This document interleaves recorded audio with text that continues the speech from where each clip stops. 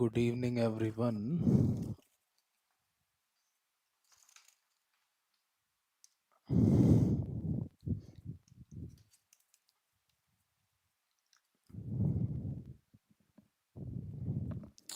I guess we are live now.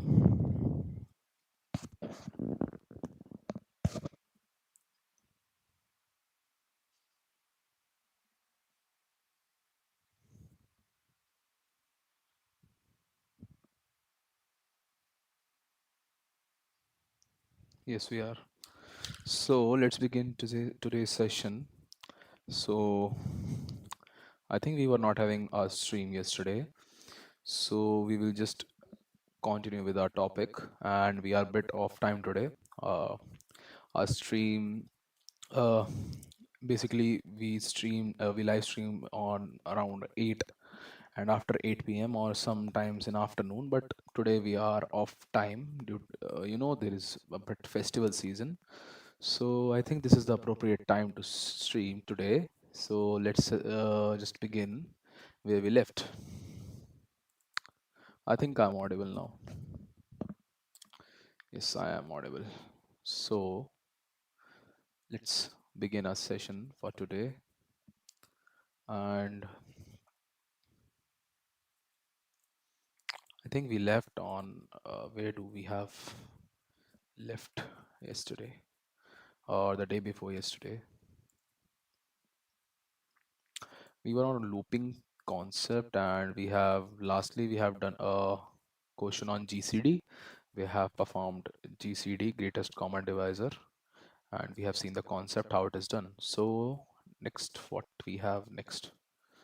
We have seen the for loop. We were in the while loop, concept of while loop. So lastly, we have done this, finding the greatest common divisor, and let's just begin this with this. Okay. So basically, our next program is to reverse the digit, and so program 5.8. So it illustrates another use of while statement, the task of reversing the digit of an integer that is entered from the terminal. So what we have to do, firstly, we have to take an input from a user or someone who is using a program, and we will take an integer, specifically an integer, and what we will do, we create a program that gives the output of by reversing the integer, by reversing all the digits. So in this case, they have taken the example of 1 2 3 4. For example, there is a user who is using my program, and he entered an integer 1 2 3 4.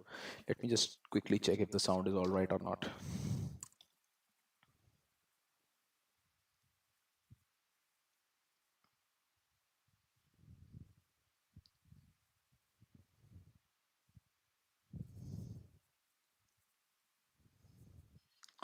Okay, so I think bit latency. I think it will be all right now. The sound will be low, but I guess it should be all right now. Let me just quickly check. Okay.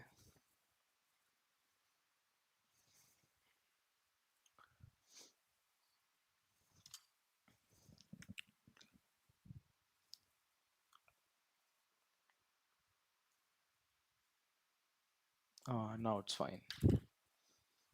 So we were on the concept of reversing the digit. So in this case, they have taken example of 1 2 3 4, and what we have to create a program that displays the result as 4 3 2 1. So we are reversing the digits. So to write such a program, we first must come up the algorithm that accomplishes the stated task. Frequently, an analysis of your own method for solving the problem leads to the development of an algorithm. So to reverse the digits of a number, the method of solution can be simply stated as successfully read the digit of the number from the right to left. Okay, from right to left. So we have to just display the numbers one by one from right to left. Okay, so in order to reverse this, let me just use a whiteboard.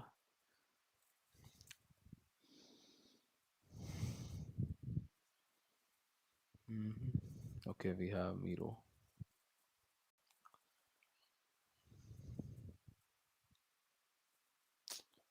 It's taking a bit time. Mm, Okay, so here we go. Let me just delete this once if I have the options. Okay, so let's just delete this. Mm, I think can just do this and delete this. Okay, so we are through. So what we are doing, so for example, we have two, one, two, 3, 4. So we want to reverse these digits. So what we will do, we will take one by one the number from right. This is the right side, this is the left side. So we will take the number from right to left. Like first we will access the 4, then we will access 3, then 2, then 1. This like this. So let's just move. So you want the program to reverse the digits of this number and display the result of 4321. So to write such a program, okay, successfully read the digits from the right to left. You can have a computer program successfully read the digits of a number by developing a procedure to successively isolate or extract each digit. Okay, so we want to extract each digit from last so that we can place it to the first position. So in order to do that, you can extract the rightmost. 1 minute, please.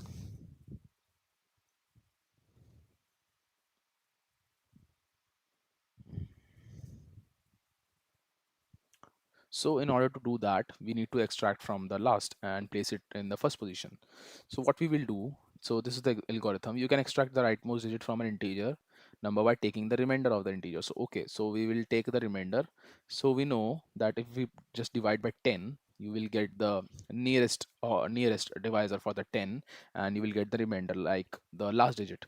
So which is the rightmost digit of the 1 2 3 4, so and is also first digit of the reverse number, remembering the modulus operator which gives the remainder of one integer divided by another. So you can get the next digit of the number by using the same process if your first digit by number 10. Okay, so bearing in mind, okay, so we will repeatedly do this. Firstly we will extract the remainder as 4, then we will divide 1 2 3 like this. Okay, so in this case they will take now 1 2 3, they will divide 1 2 3 by 10, or apply modulus to it by 10. So this time it will give 3, so which is the next digit of a reverse number. So following this process we will doing till we get 0. So I think we will apply a loop here. Let me just go to C programming first. CD desktop C programs, do ls. Okay, so let's just create a program in this, and we will use a test file we have already created. I guess we will use micro text editor and test.c. Okay, so we are through. Include stdio.h and this. Let's just comment this out. Okay, let's just comment out this. Okay, so we have int main. Our function is already defined. So let us just make a program here, simple program. So what we will do, they have taken two numbers will be taken as two variables will be taken in this program.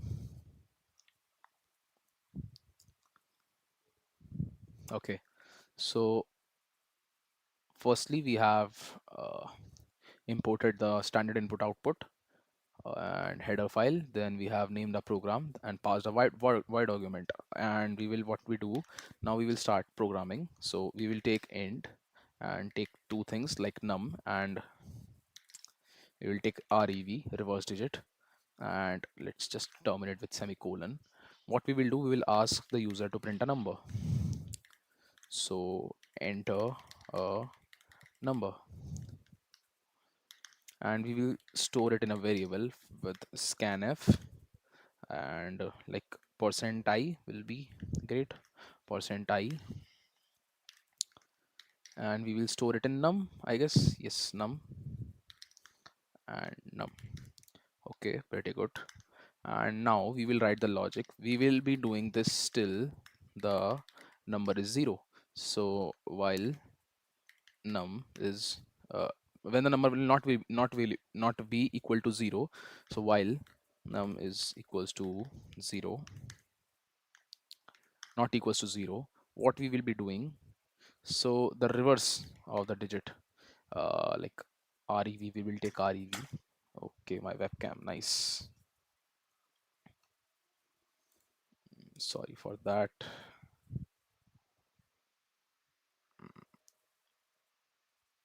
I guess it's all right now. So what we will do now, we will take REV and we will calculate the modulus. So, or we have to take a result also. So for that, firstly program to reverse the digit of a number. So they are directly reversing. So what we can do here, we don't want to add something to it and we just want to revert it. So what we will do, reverse is equals to, we will take a number, percent, and okay, uh, number, we'll calculate the modulus and percent. Okay, and let's just terminate it with semicolon. And what we will do now, okay, so we have done while, where's the program?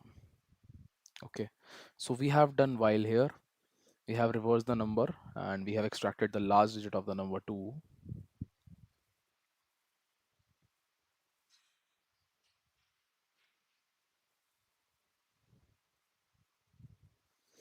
Okay, so next what we can do is, we have reversed the digit, now we have to store it somewhere. So or we what we can do, it's continuously just extracting the right side number. And what we want to do now, we want to reduce the number so that like firstly it was 1 2 3 4, it has extracted 4 from here, and now okay, understood. So let's just print this first in the while loop. So that it should be okay. So printf,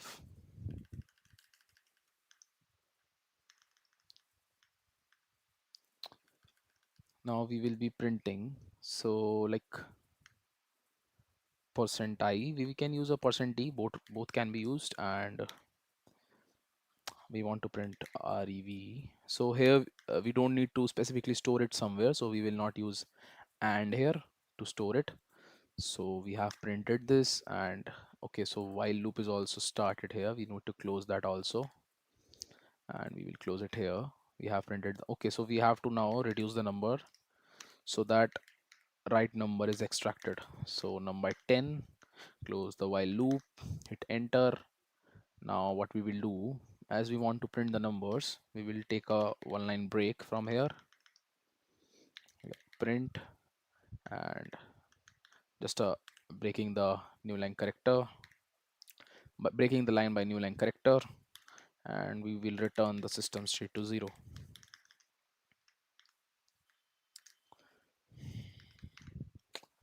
Okay, so now it should work now, I guess.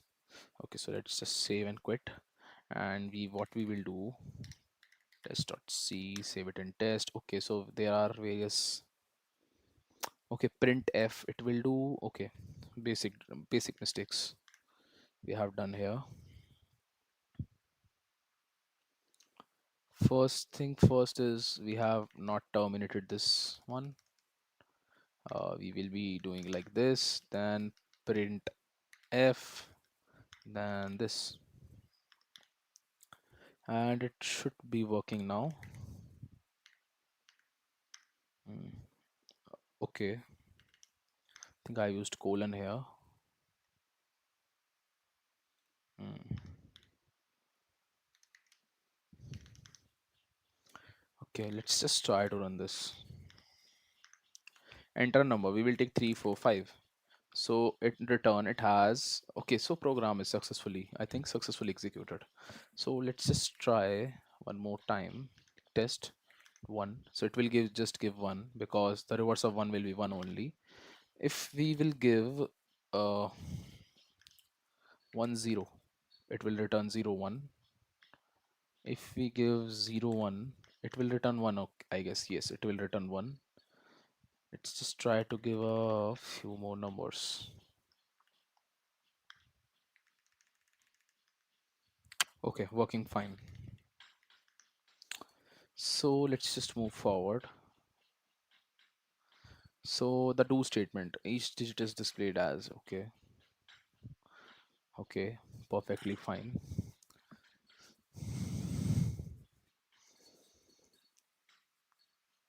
So we want to print the ID. Okay, so it is completed. Pretty basic.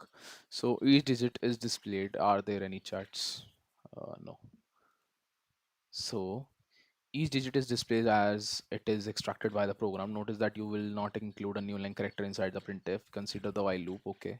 So it will continuing be taking new line characters if we do this inside a while loop. So the final printf call at the end of the program contains just a new line character, okay, which causes the cursor to advance to the start to the new line. Okay, so do the do statement, we will be beginning to the third looping category.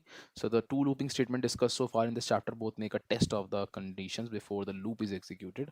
And okay, so basic difference is that it will execute it after. Okay, so therefore the body of the loop might never be executed at all if the conditions are not satisfied. So it will execute, for example, there are 100 cases, and in the above loops we have read about for and while, it will, if the condition is not satisfied, all the 100 cases will be rejected.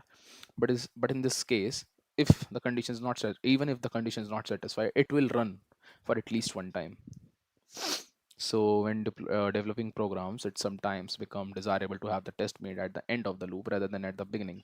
So naturally, the C language provides a special language construct to handle such a situation. So this looping statement is known as the do statement. The syntax of this statement is as follow: do program statement. So firstly, we will be doing, then we will be terminating it with while. So it is a do while statement, we can say. So execution of do statement proceeds as follow. The program statement is executed first. Okay. So next, the loop expression inside the parenthesis evaluated. Pretty good.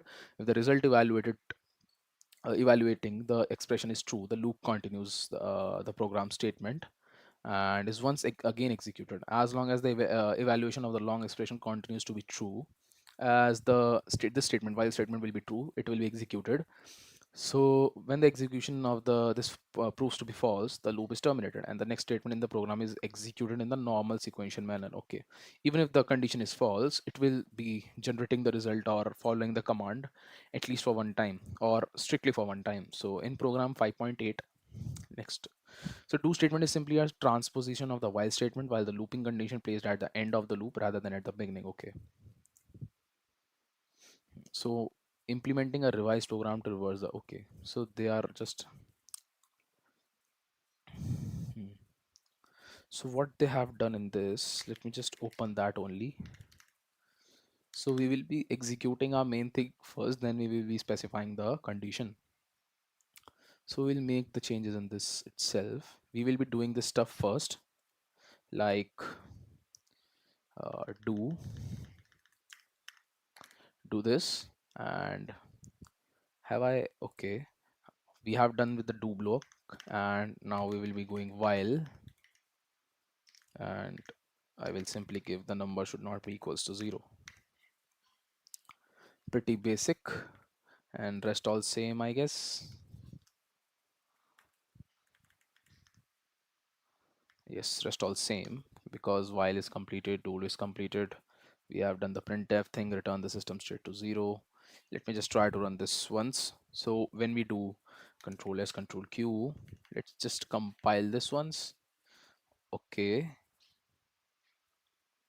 so this time they are using termination after while, but in the first time they have not used. Okay, this is the difference. We have to use our termination or semicolon printf. Okay, nice. So again we will doing micro, and we have to specify, we have to terminate the while by semicolon. So here's the while condition. Okay, control sq, compile, and just try to run this. It will be run as same. Okay, 100. Okay, it is running fine.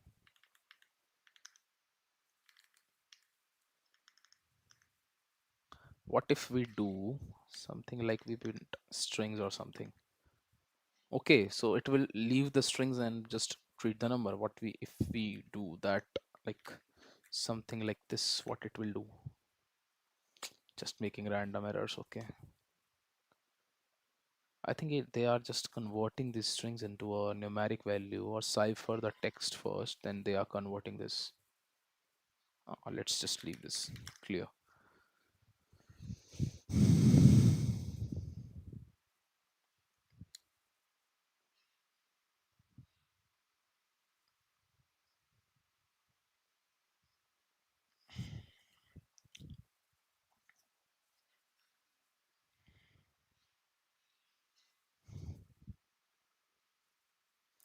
Let's just move forward. So as you can see from the program, when the 0 is keyed into the program correctly displays the digit 0. Okay, because it will execute for the first time. It will execute for the first time without just following the condition. Okay, even if we have specified that you will do this only when the number is not equals to 0. So even if the number is 0, it is executing it. So that is how it works. So as you can see from the okay, so break statement. Sometimes when executing a loop, it becomes desirable to leave the loop as soon as certain condition occurs. For instance, you detect an error condition, you reach the end of your data permutually. So the break statement can be used for this purpose. Execution of the break statement causes the program to immediately exit. Okay, so if you want to exit any of the loop, we can use break statement. If a break is executed from within a set of nested loops, only the innermost loop in which the break is executed is terminated. Okay, if we are just having three loops and we are just using the break in the third most loop, the inside third loop, it will be only break, not the upper two loops. Okay, so the format of the break statement is simply the keyword break followed by a semicolon. Okay, continuous statement is similar to the break statement. It will be breaking at a certain condition and it just break. For example, you have to print a number from 1 to 5, but you have to break the statement when the number is 3. So it will execute like 1 2 3 4 1 2 3 and will break 1 2. It will stop at 2 only, because if the condition is specified as 3, it will break at 3. But if we use continue, that continue if the number is this and break, so it will skip the 3 1 2. It will skip 3, but it will be still continuing like 4 5. So this is how it will work. So the continue statement we have done. Don't use a break or continue statement until you become very familiar writing the program looks gracefully exciting from them. Okay, so these are some exercises. So you can practice this on your own. Let's just move to our new topic for today, because we have to cover two topics, that is making decision and another one is working with arrays. Okay, so in chapter 5 programming looping, you learned the one of the most fundamental properties of computer is its capability to repetitively execute a sequence of instructions. But another fundamental property lies in its capability to make decisions. You saw how these decisions making power were used in the execution of various looping statements to determine when to terminate the program loop. Let me just see if the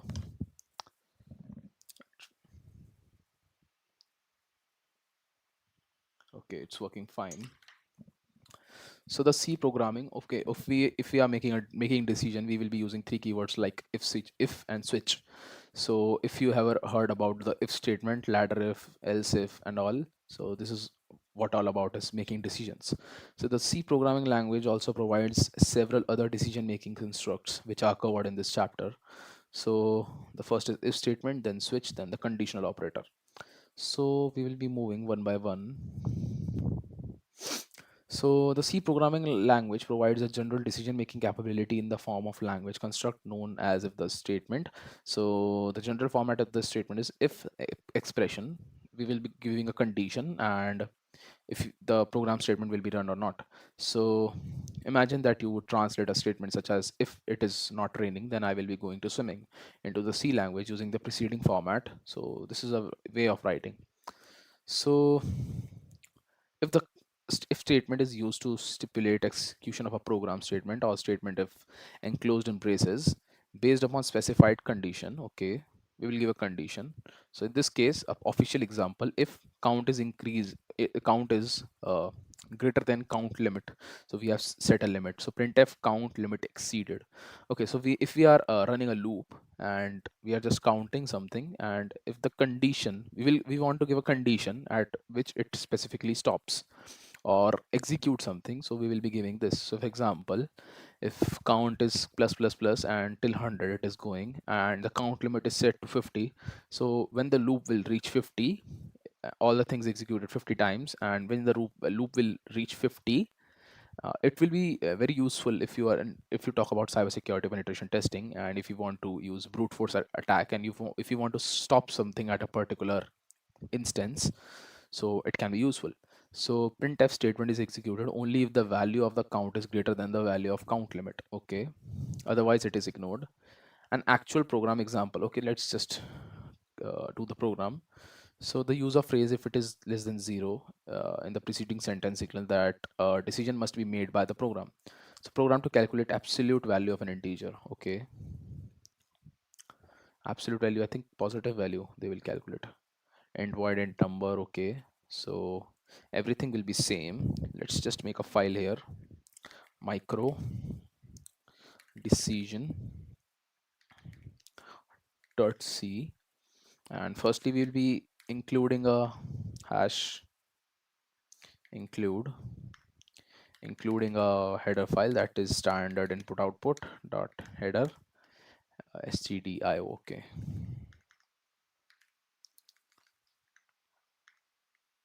so now we will be naming a program that is int main, and the program is void. In this case, let's take start the program. Okay, so now what we will do, we will take a variable like int n. We want to print the absolute value of this, so we will be first asking from the user to print a number. So enter a number simple like this, and let's just do this, and we will do scanf, and we will be specifying that if we are taking as integer, I have told you two things like format specifier we have to use. So two format specifier can be used like %i and %d. So this time we will use %d and specifying and storing this in particularly to n. Nice. And n. Okay, let's just stop the execution and move forward. We want to do, so we are just processing our program on negative numbers, so we will specify that n is if n is smaller than 0, we are talking about negative numbers or negative integers. So if n is smaller, if n is negative, then what you do, if the n is negative, you will execute this like n is equals to minus n. So what we are doing, we are printing the absolute value. So let's just end it with semicolon, terminate this, and we will, if we are using this and we have to come outside the program, we will be giving print. uh, Now n is set to minus n, so we can just directly print like absolute value is percent d comma, and in place of percent d what we can specify n. Let's just end this and return the system status to 0. Have I done anything wrong in this program? Okay, let's just save this. Yes, save changes. Try to compile this. If everything is working fine or not, decision.c, and writing the output to decision. Okay, it compiled without an error. I think it will be working now. Enter a number, let's at 10. So that the absolute value will be 10. Only if the number is negative, it will print the value. So if I run it again and give it a negative number, so it will be returning as 90. So what the program is doing, let me again explain you. If it is negative, then it will execute this. If it is not negative, it will directly jump to this. So firstly, in the example, I have entered 10. So 10 is a positive number. It will not satisfy this condition. So this statement will be executed. In the next statement, I have given minus 90. So it will be fall in this condition, and this will be executed like n is equals to minus n. So n in this case is minus 90. So minus minus will be positive, and now the value of n is 90, so 90 will be printed. Control Q. Let's just move forward. Okay, working fine. The program was run twice to verify that is functioning properly. Of course, it might be desirable to run the program several more times to get a higher level of confidence, so that you know it is indeed working correctly. But at least you know what you have.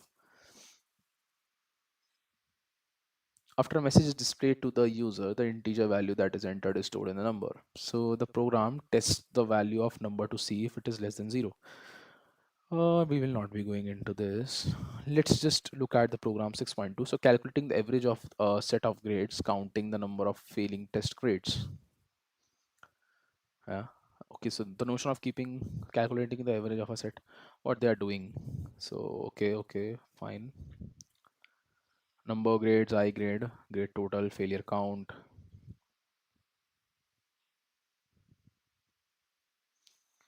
Okay, how many grades will you be entering?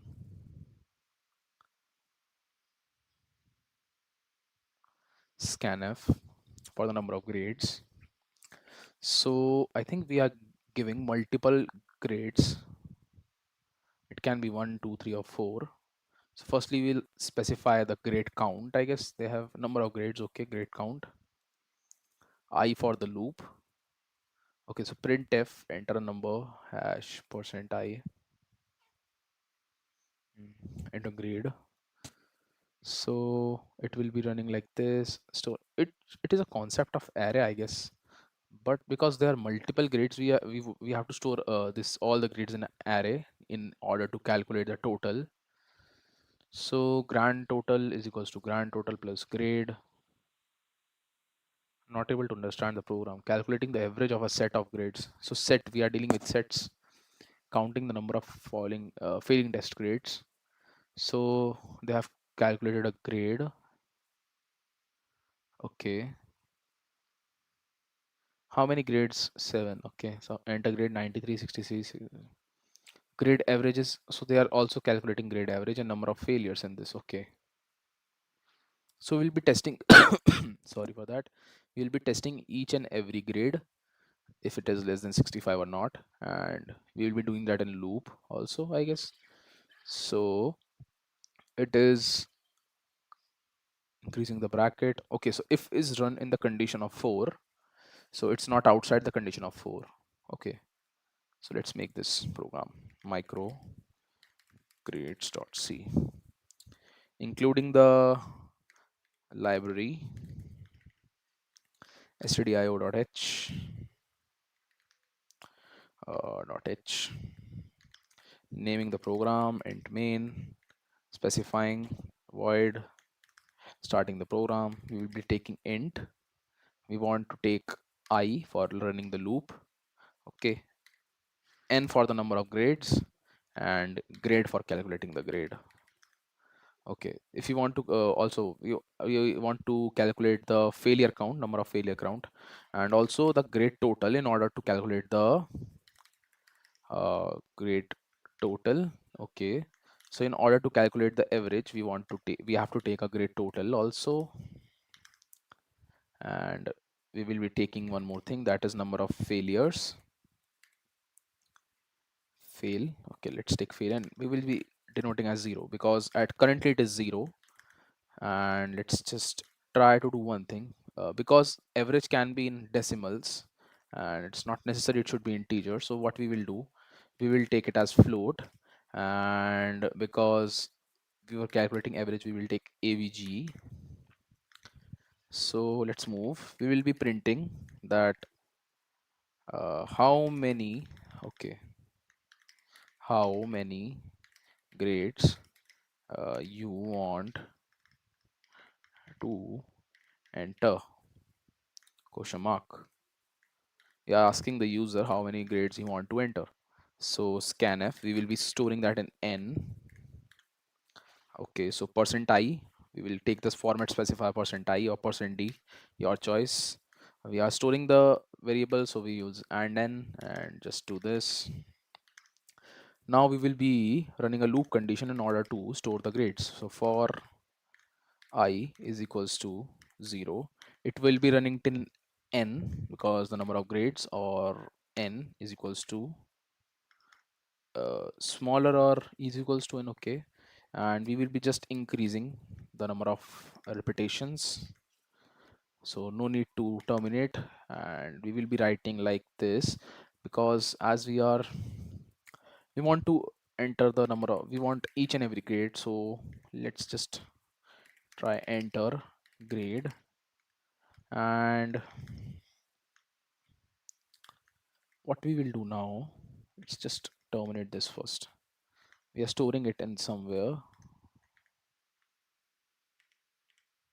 So scanf, and in order to store this, we will be using again percent I because it is an integer, and we have taken the use this I n for number of grades and grade for grade. Okay, so storing it in a variable grade. Now what we need to do, because there is each and every grade, so grade total will be grade plus grade total will be grade total plus grade. So firstly we need to specify grade total to 0, I guess, because at initial it is 0. Yes, so grade total, firstly it will 0, then it again will be adding the grade to it one by one. We will be adding the grades as entered by the user. So what we can do here, we can use plus is equals to like this. We can use this. So we are running the condition inside this, like if the grade is less than what they have taken, 65 or 75, 65. So grade is less than 65.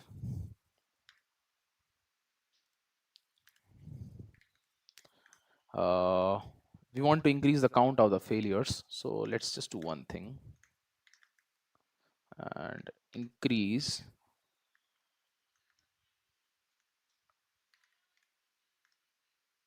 failure. Let me just take fail and just like this. If we have taken, now we need to calculate the average. So average, we have taken AVG. So average will be the grade total divided by the number of subjects, that is n. So number of grades, okay, semicolon. Now we will need to enter all the things. So average is calculated outside this. So I think this will also be calculated outside the for loop. We are inside the for loop, I guess.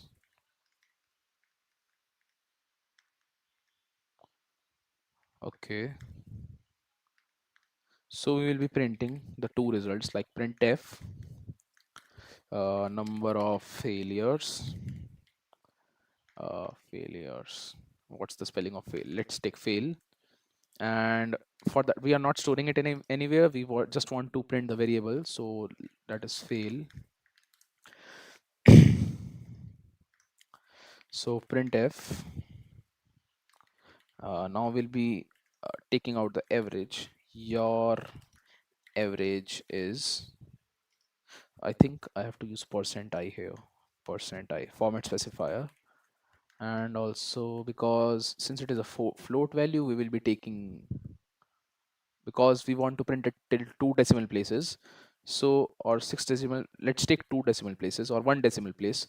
So if you want to print it till 1 decimal place, we can just simply take percent f. No need to take 0.2f, and we need to take average. Now we will be returning the system straight to 0. Return 0. Let's just try to run this. GCC grades and writing the output file to grades. Okay, lot errors. What's the first error? Spelling of print. Okay, I is equals to, I've written O here, I guess. So first is I 0. Okay, 11, 12, 13, 13, 22, 23. 11, 12, 13, 22, 23. First is the line 11, I guess. So, okay, 0, 11, 12. Okay, spelling of print. 12 and 13, scanf. Okay, the spelling again, scanf. And also, comma is missing here, scanf. Okay, and print is all right here. Semicolon is missing, control SQ. Okay, control SQ. Okay, grades. How many grades you want to enter? So we will be taking the example of 5 subjects. So first subject we got 100, second subject we got 20, third we got 30, then we got 68. We will take the border condition 65. Okay, so fail to year average is 69 point. Okay, so there's a little mess with the program because I have not taken the new line character, I guess. Let's just take the new line character n n.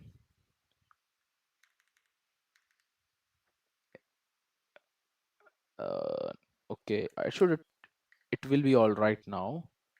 Let's just try to compile and run this. Let's take 3 subjects this time: 100, 90, and 7. Okay, all are sparse in this case. 19. I think we have taken 3 cases. Why it is still printing the? It has taken 4 in this case, like 100, 30. I think I have right 3. It has taken. So the program is working all right. Average is not working all right because your average is 103. I think there is a slight problem with the program 100. So number of failure is working fine because the user is failed in only the 19. The subject got 19. Okay, let's just see this. Micro. Let's just see the solution here. So entire number of okay, grades, failure count, okay, grade total, okay, average, okay, float value, printf how many grades you have got. It is running till n. It should be run till n, but it is taking one more case. I don't know why. And grade is running fine. Grade total is plus is equals to. Let's take like this only. The conventional case. Grade total is equals to grade total plus grade. If grade is taken than 65, it will take plus plus fail. So average is grade T, grade total, and divided by the number of grades. It should be working fine now. Grade average. I think I should also take till 2 places, 2 decimal places. So let's just save and grades. We want to enter the marks of 4. So 100, 90, 80, 60. Again, it is taking one more extra case. So your average is 90. Number of fail is 2 because so number of fail is working fine, but why it is taking one extra case? Okay, so number of grades uh, greater than is equals to n.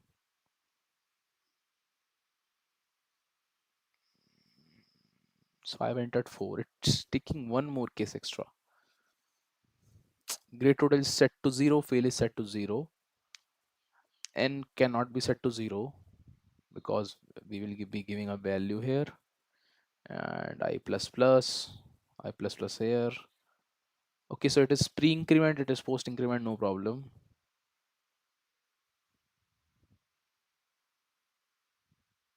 Why they have used hash? Okay, no problem. No problem. In order to make a good program, they have used like, so it is not again integrate. It will be integrate #1, #2, #3. Okay. Return 0 is working fine. Failure count average is equals to grade T by n. Control SQ. How many grades you want to enter? Let's take 5 this time. 5 grades. So enter grade. 667. I have taken 90, 90, 93. Number of fail is 3 because there are 3 cases. At the first instance, it is working fine.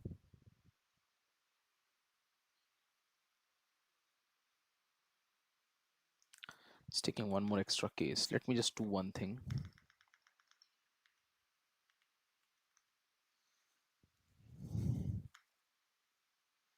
Let's do like this.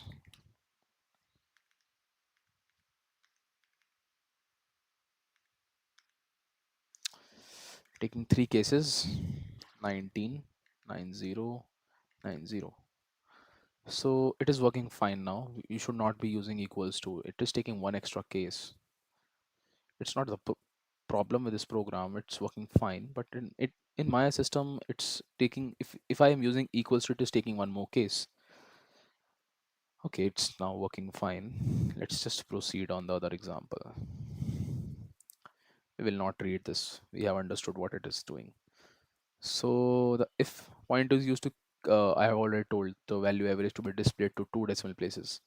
So if else construct. Okay, so if someone asks you whether a particular number is even or odd, you most likely make the determination by examining the last digit of a number. If this digit is either 0 to 468, you are readily state that the number is even. Otherwise, you claim it as odd.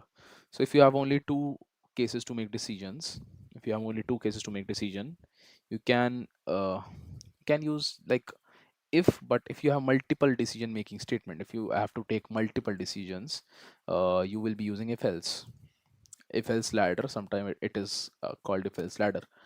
So an easier way for computing to determine whether a particular number is even or odd is effected not by examining the last digit of a number to see if it is 0 to 46 or 8.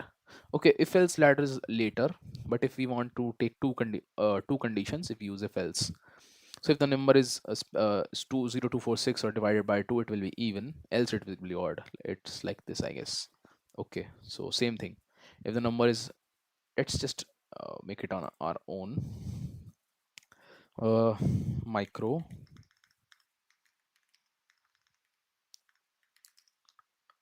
test 3.c. Okay, so now we will be, let's just do this include and all this thing. Take from here, copy, paste selection. So in place of remainder, we will take rem, number of test, we will take n. Okay, so what do we have next? So we will be printing enter a number to be tested. Okay, so on the number we want to make a test, so enter a number. We will be saving that from scanf. Again, the spelling of scanf. Since it is an integer, we will be using %i or %d, your choice, and we will be storing that in n. Okay, so now we want to implement what we are saying. So remainder is something like the number on which we are making test and %2. So if the rem is 0, if the remainder is 0, if the number is divisible by 2, completely divisible, so it is even. If it is not, it's odd. So we will be using the same concept of if you want to check something. I have already told we will be using double is equals to real Ahmad Mughal. Good, thank you brother, thank you. So if you want to check anything, uh, we will be specifying. If you want to specify a variable, a value, we will be using single is equals to. In this case we have used single is equals to, but if you want to test something, we will use double is equals to. Okay, so we are checking that if the remainder is equals to 0, and we will not terminating this, and we will just printing, let's make it simple like even, else if the condition not satisfy. Okay, I have used print, it is printf, it will be odd. uh, okay, so they have taken two conditions. If number remainder is equals to 0, it is even. If remainder is, so it is if else ladder. No, if we can say it is if ladder, because they are continuously using if. But if you want to simply use if else, it will also work. Let's just try to. So after that, return the system state to 0, return 0. Let's just save this. If there is any error, the compiler will tell us. We will not see manually. Test3.c, saving the output to test3, enter. So the problem is with return 0. So error expected declaration or statement at the end of the input. I think the bracket is missing here. The problem of bracket, yes, the problem of bracket. Yes, okay. So control SQ, again compiling, no problem. Let's just run this, enter a number. Let's take 90. It's even. Enter a number 89. It's odd. So it's working. But they have just, for the sake of simplicity, they have not used else. So there are only two cases: if the number is equals to 0, if it is not equals to 0. There cannot exist any more cases. So if it is 0, it will odd, else it will be, if it is 0, it is even, so else it is be odd. So we just not need to specify any condition if it is so, because there exist only two conditions. So I think they have, yes, they have, because they have taken the same example and they have specified else the number is odd. So in place of this, if you want to use your brain, and you should use a brain, and in this case I have also used my brain and I have used else here. So moving on. So remember that the double equals to sign is equality test, I have already told, and single equal sign is used as assignment operator. The official name we can say is that assignment operator and equality test. So compound relation tests, okay, so piping, I guess pipe, okay. So determine if a year is leap year or not. Okay, what's the concept? First, we should. I will be explaining that in the program. You can also use a blank space to aid in the expression readability. An extra blank should be around that, and then this. Okay. What's the difference between this and this? So logical and logical or. So the C language provides the mechanism necessary to perform these type of compound relation test. A compound relation is simply one or more simple relation tests joined by either logical and logical or. Okay, so this is these operators are represented by, this is logical and this is logical or. Okay, so either, so in this case both the conditions should be satisfied. In this case either the condition is satisfied. So if in index, in this case, if the grade is equals to 70 or greater than that, and it should be smaller than 79 or equal to 79, it will be just increasing the number of, increase the grade by 1. So increment the value of this only if the value of grade is greater than. Okay, so in this case it is or. It will, only one statement need to be true, one condition need to be true. If it is a negative of, or it should be greater than 100, so index out of range. Okay, so let's just move to this program. So to illustrate the use of the compound relation, so this is an important program for those who are in coding, but let's just read the concept. We just want to see the syntax, how the C language is working. We just don't need to go inside the algorithm that is used to solve that program. So to illustrate the use of the compound relation test in actual program example, write a program that tests to see whether year is a leap year. A year is a leap year if it is a evenly divisible by 4. What you might not realize, however, is that a year that is divisible by 100 is not a leap year. Okay, and it should be divisible both by 4 and 100. It should, okay, so every number that is divisible by 4 is a leap year, but it's not necessary that every number that is divisible by 100 it's a leap year. So year, unless it is also divisible by 400. Okay, working fine. Okay, pretty good. So the condition will be like this: if rem 4 is equals to 0, rem 100, they have made it a little, you can just directly use instead of variable. We will be using without we will be doing that without variable. We will be taking only one variable in this case. Let's just do that in the test only. Micro test3.c. Okay, the function will be same, all the things will be same. What I will do here, I will be doing like this.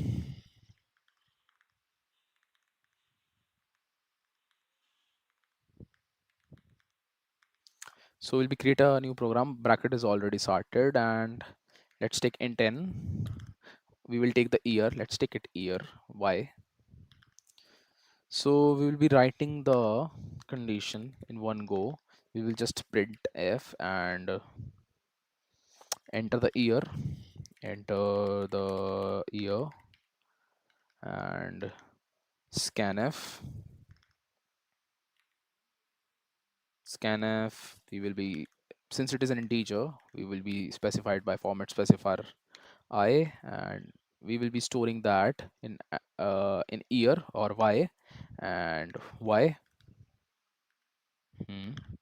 Okay, so now we will be implementing. If we will start the condition one go, if y% 4, y% 4, since it is divisible by 0, y%4 is equals to 0, and also uh, and year percent sign, it should be not be divisible by 100. So year, it should be not be divisible by 100. So for that, year percent, hello bhai, hello brother. So percent 100 should not be equal to 0. So for should not, it will be like this, and or or we will be specifying like a logical or. Year is divisible by 400. So the concept is easy. We are just seeing the working, how it is working. So uh, printf printf it's a leap year, else printf, I think I have messed up the spelling of printf not a leap year. System state to 0 again, return 0.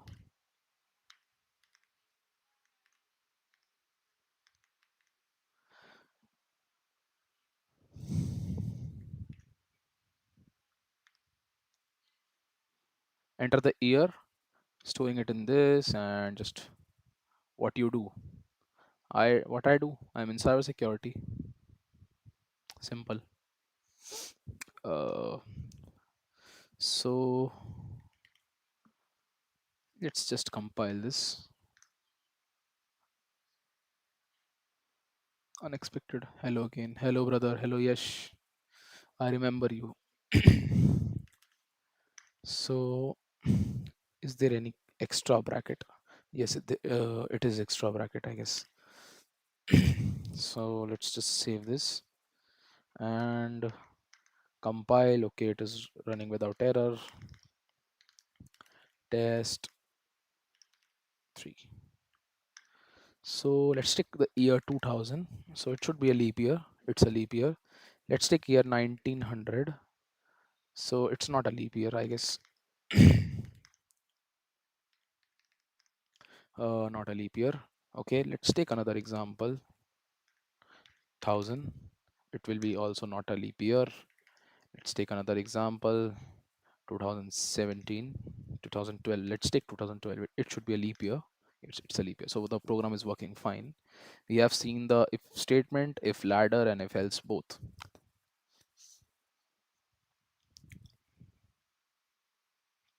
Let's wait for 1 minute. I will be quickly having a sip of water.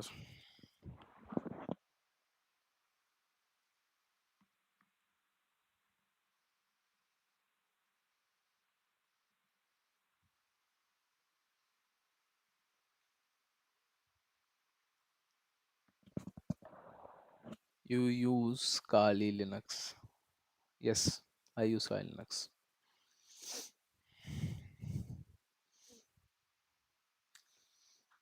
Mm,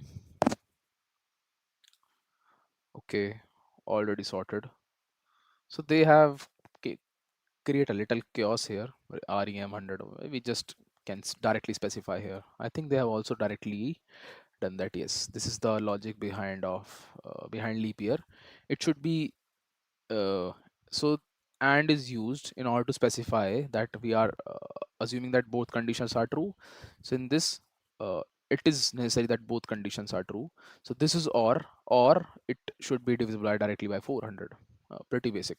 So in the case of 2012, it cannot be directly divisible by 400, but it is divisible by 4, and it's not divisible by 100, so it is a leap year. So this expression is not no problem. Nested if statement. So nested if, I can simply tell it is if inside if. So we are creating a case. We are again taking a case inside if statement. So it's a kind of decision. While making a decision, we are again making a decision inside a decision, like this. It's kind of paradox. So in the general format of if statement, I I IWAN, uh, not able to understand what you are writing. So if in the general format, the if statement, okay, so we can just skip this theory. What they are creating a program, I guess. Oh, so they have not taken any problem statement or something. They are just I want to learn cyber security, I guess you are writing. Okay, you can learn.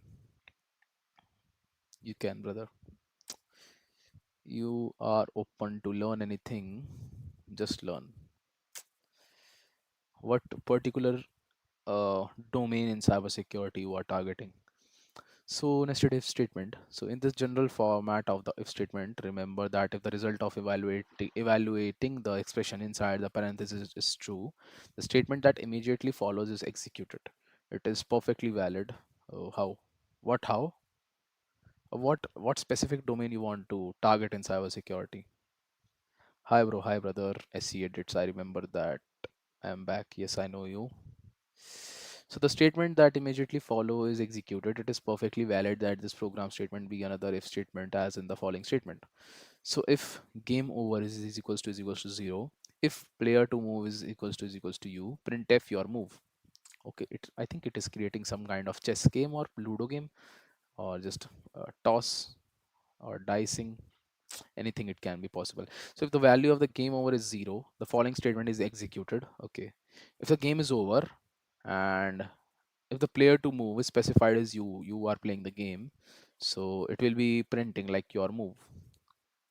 Pretty basic. So your move is displayed at the terminal, therefore the printf statement is executed only if game over is equals to 0 and player to move is you. So only then it will print your move, and it will not be printing this if either of the conditions satisfied. For example, this condition is not satisfied, this is specified, so it will not print. Both the conditions should be satisfied. That is why we use nested if, or you can also say that as if ladder.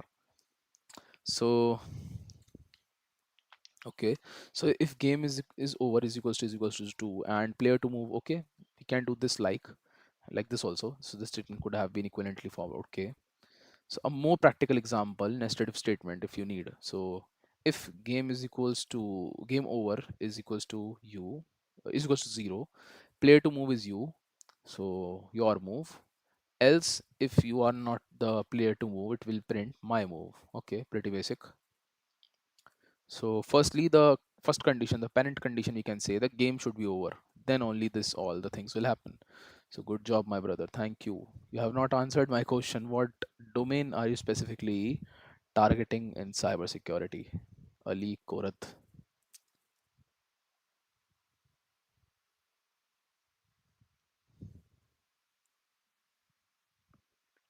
So execution statement proceeds as described previously. However, if the game is over is equals to 0 and the value of player to move is not equals to you, then else condition will be satisfied. Okay, so first the parent condition need to be specified. First the game need to be over, then it will be decided which player to be moving. If the player to move is you, it will print your move. If it is me, it will be my move. So you can go one step further and add an else. Okay, if the game is over, okay, so it will be asking whom to move. If the game is not over, it will simply like the game is over. Okay, no, not you, it's Ali. I am asking Ali Korath. Cloud security I want. Okay, you choose cloud security because it is the highest paying. Nice. You know, one more field in cyber security is emerging now, that is AI security. I am targeting that now. So I will be also learning LLM models in order to see how they behave. It's also an emerging career because AI, we should accept it that AI is uh, a bit far now, and it will not stop. It has exponential growth. So moving parallel to that, if AI is reaching that much height, so it is necessary to someone also give the security to AI. If I have thought of that. First, I have thought of that because uh, I have thought because AI is gradually it's exponentially. It's the fame of cyber AI, specifically AI is increasing at an exponential level. So I have thought randomly one day that if the AI branch is increasing, so there should be possibility that cyber attacks in AI is also uh, quite famous because I think you have already heard about jailbreaking of AI. I've also jailbreak 3 to 4 AI at my own by prompting them because you don't need to have a coding background. You just thank you. I will learn AI cybersecurity. Not AI cybersecurity, it's AI security. The working of AI should be secure. It should not be because AI is what AI? What is AI? It works on the human instructions. We will give the instruction in our own language. Now it is also accepting the instructions on Hindi. So it can be easily manipulated if we can just manipulate AI to go against its own terms and conditions. So that is why this AI security branch, I don't know what about the future, whether it will be there or not, but I guess there will be a requirement of AI security engineers to be precise because the AI that because it is now AI is used by everyone, almost everyone in regular day and in each and every day to either they are doing coding or random stuff. I also use AI while I write the content for my channel. So that the things I do in community post and description, it is all written by AI. So we are using in day to day life. So we should also know how to matlab, secure ourselves or how to secure AI or how to securely use AI because it is easily manipulated.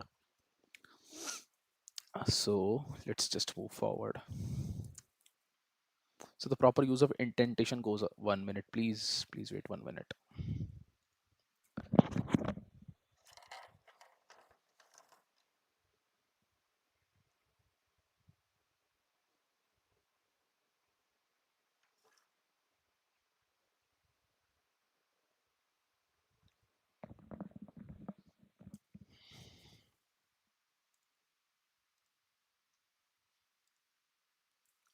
Sorry for the interruption.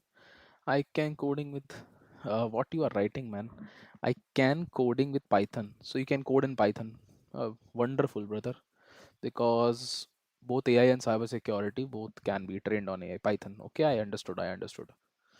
Yes, in both in AI and cybersecurity. AI, I think if you have ever heard about the Python module of what it is, NumPy. NumPy is used in data scientist for data scientist. Scikit-learn, the Scikit-learn module of Python, it is used in AI. Also, there is one more module. I'm not able to remember that, but there is one more module. But Scikit-learn is also a very good model. Most LLM models are also written in Python, so Python is widely used programming language, and most of the payloads, if you talk about in cybersecurity, the payloads that you create, they are also created in Python. It's pretty easy to code in Python. Okay, okay, this is working fine. Else if construct. Okay, so we have done this. Now we will be doing else if construct. So you have seen else statement comes into play when you have a test against two possible conditions. Either the number is even, else it is odd. Either the year is leap year, else it is not. So, however, programming decisions you have to make are not uh, years go and wide. Consider the task of writing a program that displays -1 if a number typed in by a user is less than 0. So 0 if the number typed in is equals to 0, and 1 if the number is greater than 0. Okay, so they are making cases in this case. So okay, I think we should directly jump to the syntax they are using, because we want to see the working of C programming language. Okay, so you can handle the situation just described by adding an if statement to your else clause. Okay, okay, okay, now I understood. Okay, if the first condition is true, then it will be executed. Then they are making cases in else. That is why it is else if construct. So in the else state, else condition, they are again making one more condition, and in that they are again taking a case of else. So that is if else construct. To join in the field of cybersecurity, now I'm in ninth. Okay, you are in ninth class. You are seriously in ninth class. SE edits. You have a much similar case of me, because when I was in ninth class, the first thing I have entered on YouTube, that when I have developed a curiosity of cyber. I don't know the word cybersecurity, but the curiosity where it begins was back in ninth class. I randomly searched that how to hack CCTV cameras. From there, I think it's 2019 or 18. I think it is 2019 or 2020, I guess. So first question was that I have was how to hack a CCTV. Then how discovered the word cybersecurity, and I don't know that it is that much. I have to go that much. So you can mean eighth. You are in eighth class. Kids are smart now. Nice. So you are in ninth and eighth. You are easily try. Matlab, you can easily understand this C programming language. Are you familiar with this?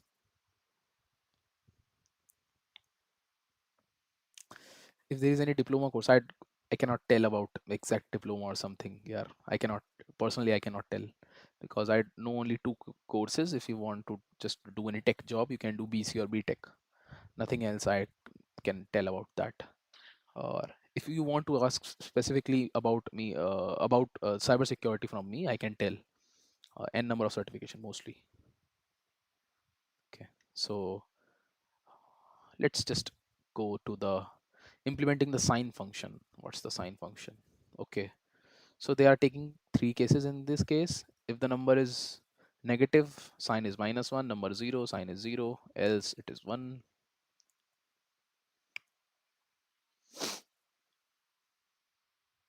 A pretty basic thing, because if the number is positive, it will take 1. Okay, if I think you are 9th 10th class, so you haven't heard about the signum function. Yeah, I have a certificate online in Python. Okay, no problem. So if you're 9th and 8th class and 10th class, so you should be not be familiar with the signum function of mathematics. So mathematics also plays an important role in AI, coding, or cybersecurity, in the all the three streams. So there's a signum function. What the signum function does, it is a SIG and double brackets. What it does, if the number is positive, it will be the result will be 1. If the number is 0, the result will be 0. If the number is negative, the result will be -1.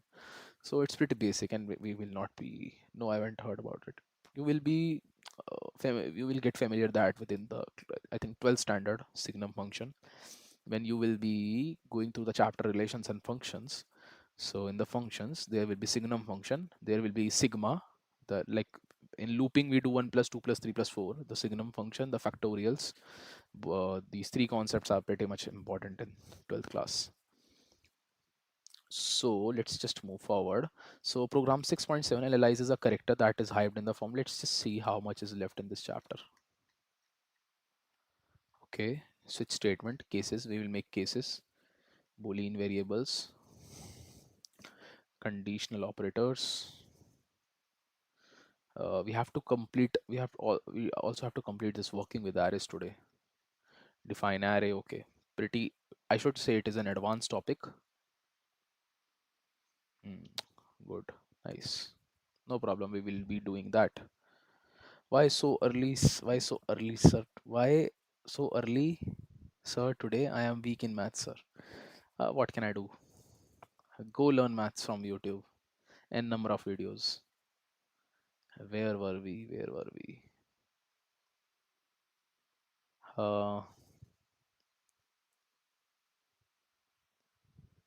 Hardik CP. Why you come to my stream daily, yaar? Do your own work.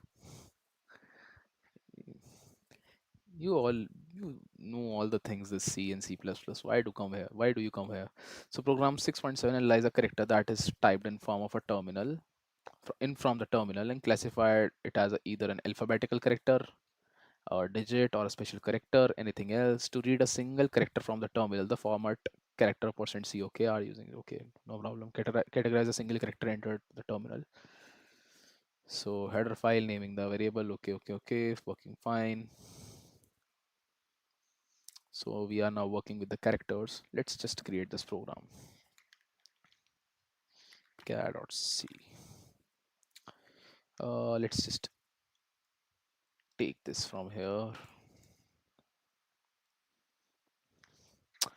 Now what we will be doing, if we want to print, it is an alphabetic character if it is A to Z or this, okay. It is a digit if it is from 0 to 9, or else it is a special character, okay. So uh, printf, enter a single character, enter a single char.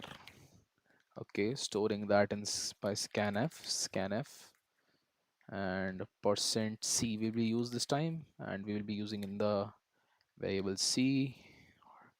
Terminating this, we will be using if condition, if. So first and then logical or, then A to Z in capital, okay. So two brackets will be enough, I guess. So if c is greater than equals to a, or specify a, we have to use string a also, because it should be satisfied, both the conditions should be satisfied. So we will be using logical and here, and c that should be less than is equals to z is equals to string z. Now we will be using logical or, again beginning the bracket, c should be equals to a or capital A, logical and c equals to capital Z. So I think first condition is all right here. A, CZ, CA, CZ here. Okay. So we'll be printing in this case printf alphabet. Let's just ignore the spelling of alphabet. So else, or we'll be using else if.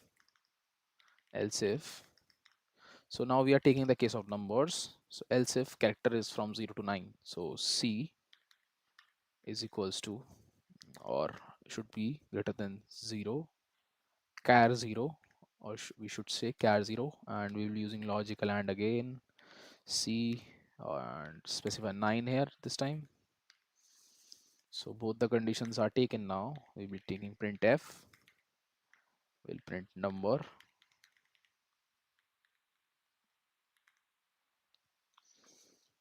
Now else condition, else printf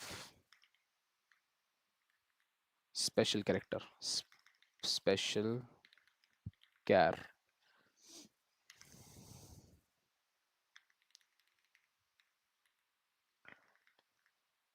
return 0.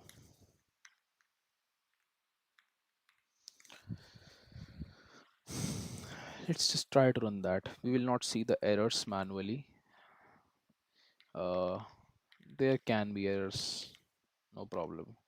Writing the output to char, no problems in this case. Char, enter single char special, okay. Huh, it is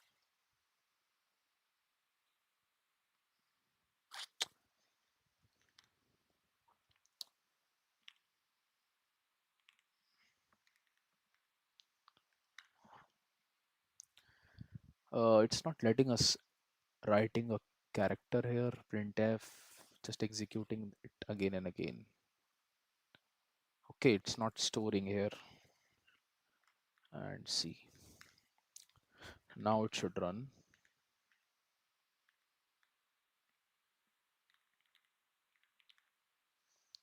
So we'll take 3, it's a number. We'll take G, it's an alphabet. Again we will be taking capital D, it's alphabet. Take 1% special character. Okay, it's working fine.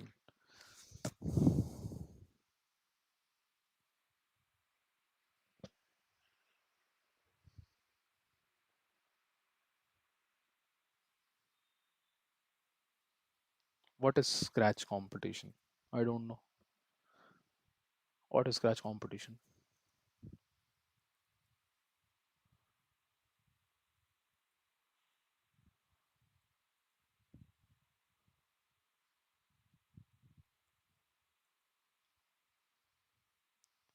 Scratch Olympiad, creativity meets. Okay, coding and some kind of coding competition. And world rank 81 is SOF ICS. Okay. Do one thing. I think you have also cleared OSCP, na? You have told that you have cleared OSCP. Scratch is a programming language. I don't know why. I don't know. Personally, I don't know Scratch.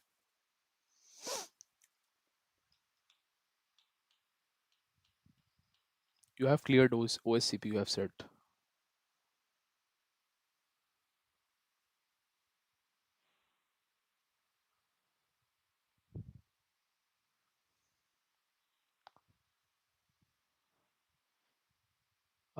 What I will do, I will give you my Instagram, connect me on that. Or I should give my LinkedIn. I will give I will give you my LinkedIn and I will contact you there. Let me just tag my LinkedIn if it is signed up or not. No, I haven't. I think you have told me that you have cleared OSCP or something. No, you have not cleared OSCP. No problem. No problem. Just connect with me. I will just be giving my. Okay, just it's okay. No need to connect mine. I will be creating a new profile, something to. I will not give my personal profile. So let's just do one thing.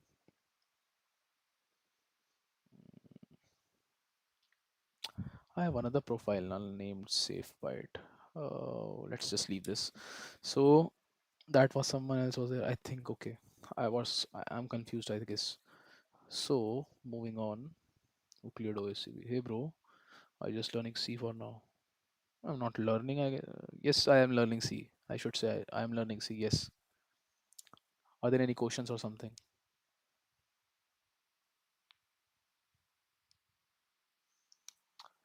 Okay, so Sky format, we will not be going into this.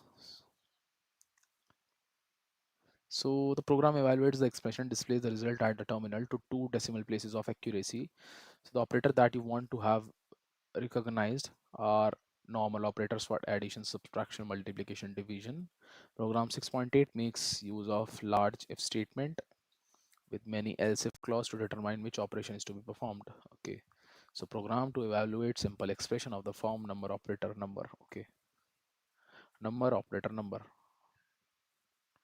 So include, they are making some kind of calculator or something. Yes, they are. So it's better to use routines in the standard library called I slower and I is upper and avoid the internal representation.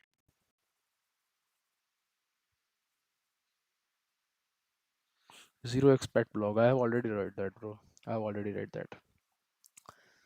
So it is better to the reason I am doing the stream from the scratch. It is so I want to document my work that what I am doing. I think I have already read that zero expat blog C plus plus.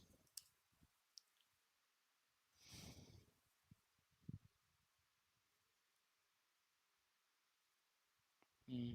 We will be doing that later because most of the are also not comfortable with C programming or they don't know how to do programming in C. So that is why I'm, starting from scratch. I think you are new to the stream. That is why you are asking this question. But I have, if you check the first video, I guess, first stream of the C programming, I have shared the roadmap there. What I will be doing. Once that guy who wrote it was on my LinkedIn. Once that guy who wrote it was on my LinkedIn. Okay. So if you have not seen the introductory part of the C programming, I have told that Yeah, yeah, I just came. Okay, so I have told that I will be revising that. I have told that we will be covering this C programming. Firstly, the working of C from basic, because when you do exploitation or exploit development or malware analysis, reverse engineering or system administration working in cybersecurity. So if you want to work with systems, you know that all the operating systems are the C programming is the backbone of all the operating system. The fundamental is written in the C language, so you should know every basic things, why it is used and why not. So what's the difference between the we are learning C programming as a programmer, or we are learning C programming as a cybersecurity in cybersecurity? So programmer learns C in order to develop something. We are learning C in order to exploit something. So they don't need to pay attention to each and every details, why we have used stdio, why we have used include, why we have used semicolon. But when we are in cybersecurity, we need to exploit, so we need to pay each attention to each and every minor details, so that we can exploit better. And we can, yes, I know basics of OS, as I have my own made using LFS, as I have my own made using LFS. Okay, nice. Creating operating system is not a big deal now. I will not be considering it as a big or major project. If you're using any some standard things like LFS, so I will not be considering it as a something big or something. Until you do something from scratch, like creating your own malware analysis tool or your own antivirus, that I've not told in the streams, I guess, because I am also working on that project. Or you can search SafeByte if it is. Let me just give you a website. uh, so this is my website, or small kind of startup, you can say, that I am working on. So majorly it is now giving tools for prevention for small businesses. So I have created some tools from scratch, but I am continuously working, because these are tools are now only on terminal access. It is not directly accessed by you on the website. It is all local storage and offline tools. But I will be increasing stuff little more. I am dedicated to create a some kind of software, something that all the tools should be combined there, like some kind of antivirus, or the if you have bought a new laptops or something, you have seen third party apps like McAfee, LabScan, antivirus, and where you got the domain. It's Versal. I've used Versal to deploy till till now. I have used Versal. I have free domains, but because since it is in the development phase, this website is in development phase, I have not used that free domain till now. I have the domain of SafeByte, but it is just some kind of SafeByte and some numerical values, because SafeByte is not available. Domain is Versal. I have used Versal to deploy. Some you can say it as a third party deployment thing. So printf, type in your expression, %f, %c, %f. Okay, so they are taking three variables, value 1, operator value 2. So what they are doing, if the operator is positive, so %fn, value 1 plus value 2. Okay, so they have used float because they have used, okay, so values are float because they can take any value, because decimals and in decimal plus minus multiply divide also happen, so it's not just necessary to take int every time. So they have used 0.2f in order to just round off or take two decimal places. I know I am taking you really off the topic, but you heard about the recent development in AI space? And yeah, I will check your site, it sounds cool. AI space, what kind of development? Specify, please.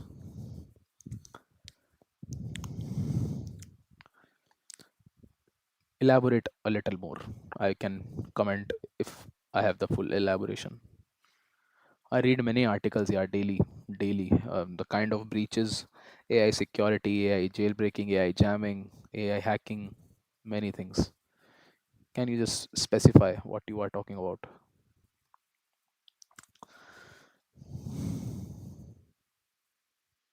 Okay, we don't need to do this program. It's pretty basic. So, okay, percent F, percent C, because since plus minus multiply divided is a character and values are float, so that is why we are using percent F for float and percent T is format specifier for character. Like the Fathom Deep Research, TRM and HRM by Samsung. No, brother, no, not that much.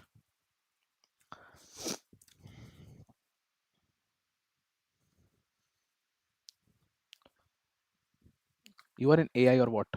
Like your name is SLE33PER. What exactly technology you are practicing, or what exactly domain are you targeting in future? What you are doing right now, matlab. So the scanf also specify three values are to be read into the variables value one. Revising the program to evaluate simple expression. Okay, so this is the same program. What's the difference in this? Okay, so they are taking another case like unknown operator if these are not the operators. So also they are taking division by zero and floor division. Okay, if the value 2 is 0, division by 0 is okay. They are taking division by 0. So they are just debugging the errors if there exist any. Okay.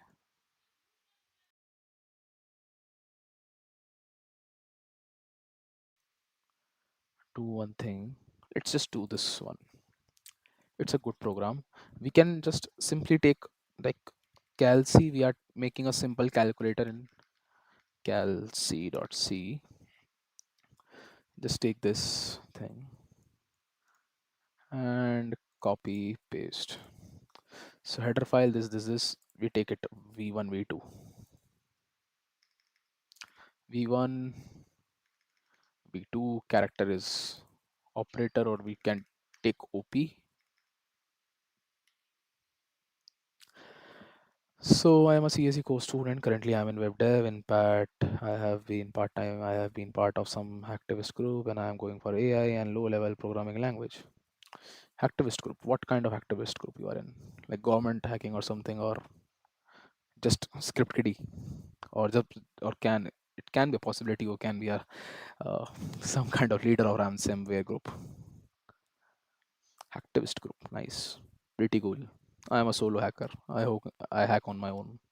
No groups, nothing, no social life. So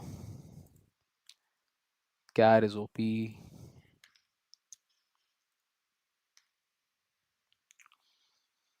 Okay, so let's just do one thing. Printf, write your expressions. We'll do scanf and percent f, percent c, percent f. Okay, no, it was just some nationalist who found about like they started machine learning. Okay, no, it was just some nationalist who fought. Okay. Okay, so scanf. My keyboard is too sensitive यार, मैं कुछ भी type करता हूँ लगता है हो जाता है. You were kind of script kiddies, it is kiddies, T, 2 years back. Now what you are, at what level you are. You use Hack the Box. What's your ranking on Hack the Box?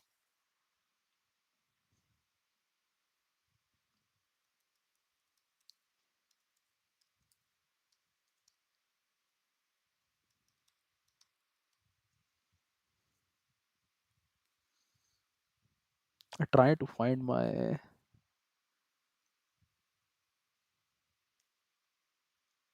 I'm not getting my HTTP.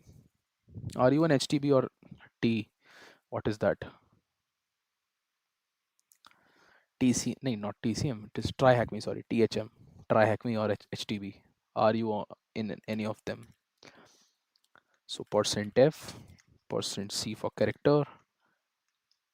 Nice. Percent F again, and taking V1, OP and V2. So and V1 web dev. Web dev, you do web dev, but you are also telling that you practice hacking. If you are 2 years back, you are a script kiddie, you have just grow something in like hacking or something, you just leave the thing, cybersecurity thing, or you are just completely in web dev. Do you know the word script kiddie?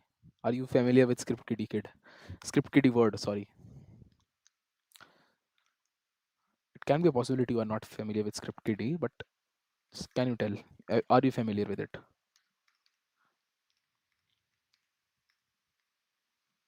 Because I'm talking in reference of HTV. If you have not seen HTV, I think you don't know. Yeah, that was a hobby back then. Okay, much intelligent person that taking hacking as a hobby. Nice, good to hear that. So if OP is equals, since it is a character, we will be specifying it with the uh, s- quotes. So now what we will do, print f. It's a pretty basic program. I mean, we should not take much time in this. So point 2f and not taking percentage, and also the new line character percent to f. We will be printing the value like v1 plus v2.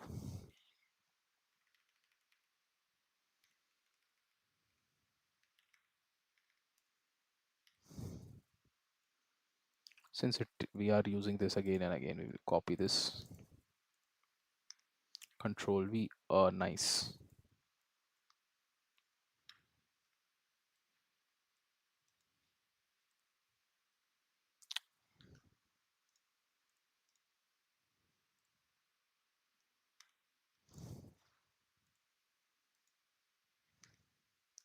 See that this thing with the micro up clipboard don't work in this case. I have to do paste selection. Okay, so we are taking four cases, plus, minus, multiply and divide.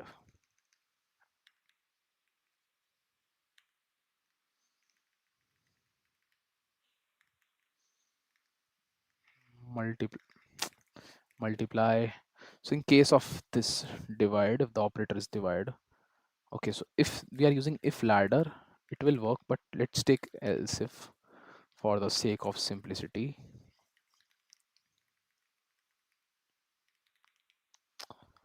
Because it will, if ladder will be discussed later, and it is come with some kind of restrictions. So let's take this. So do you have LinkedIn? Yes, the guys who use Metasploit or pre-built tools like environment and etc. Not specifically script kiddie is something, in my definition it is like uh, those who work on pre-built commands or pre-built tools. The person is known as script kiddie. So I know cybersecurity terms. So yeah, I'm pretty into it. I also attend a few workshops at that time when the speaker used to brag about WannaCry, Shadow Broker, and other fancy stuff. WannaCry group, yes. Do you have LinkedIn? Yes, I have LinkedIn.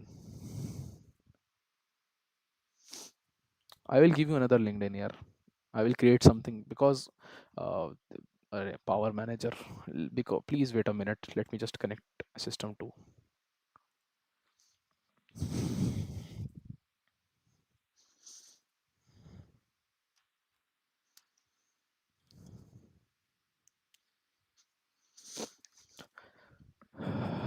Sorry for the interruption. So I will be creating a community or something, or some kind of profile, or I will be using something so that you can contact me if you want to ask anything. Since you know it is a festive season and I didn't have much time to do so, but I will be, there's a possibility that we will not be continuous in this week because there are a few more festivals left, like Bhai Dooj or something. So I guess there can be a 1 to 2 more days of break.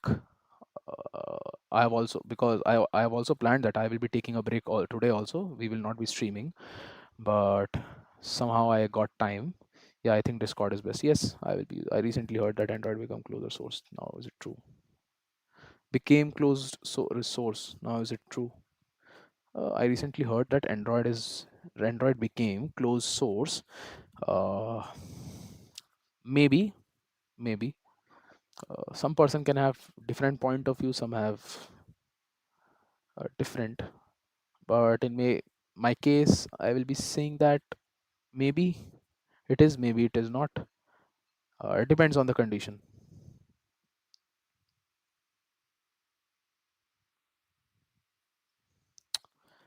uh, Cannot chat in this.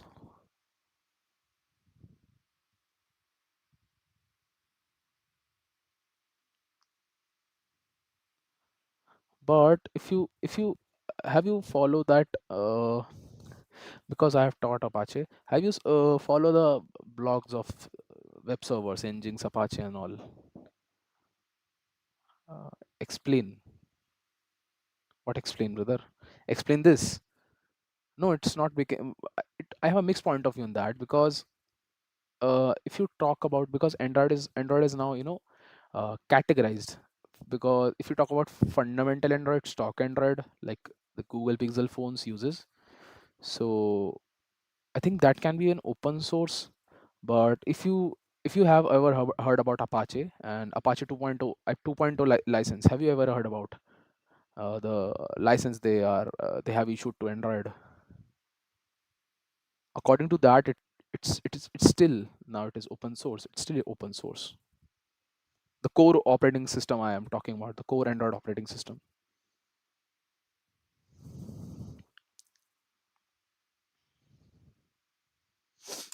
Where is a terminal here? Chats. I can read the chat in this system, so I don't have to shift here. Do you want more explanation on this? I can explain more. I don't follow Apache 2 blog. Currently, I only follow blog by OpenAI and over. No, no. I tell you one thing. I think it's currently Android 16. So Android, not Android 16. So Android 16 is, I think it will be coming in late 2025. So Google has moved all the core Android development to private and internal reaches, and so this means the real-time visibility, it's not no longer necessary. But according to the Apache 2 license, the core system of the Android, it will still be open source. I think I answered your question. Have I answered? I know about license like Apache 2.0, GPL, and TC myself. Yes. So according to Apache 2.0, it should be the core operating system of the Android should be open source.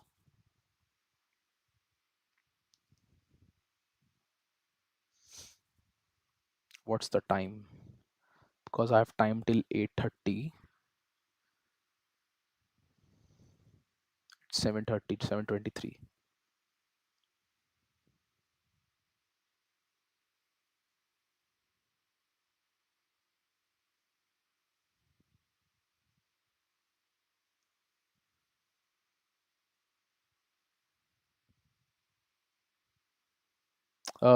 Yeah, thanks. Okay.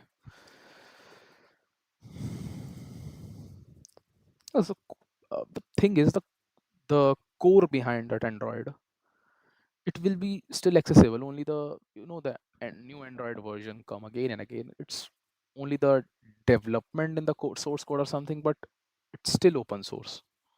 You can you can just extract the codes and create a own. If you have created your own operating system, just an important tip about AI. Important tip about AI. I do. Are you asking me for the tip of AI, or are you giving me the tip?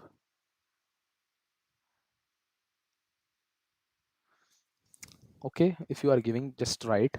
Let me just finish this program first. We will be creating a ladder in this. So else if the value 2 is 0, if v2 is 0, so you will be printing that division by 0. Else uh, you can just calculate percent point 2f and specifying it by v1 divided by v2. I think it's fine now. It's fine. So let's just complete this block of else if.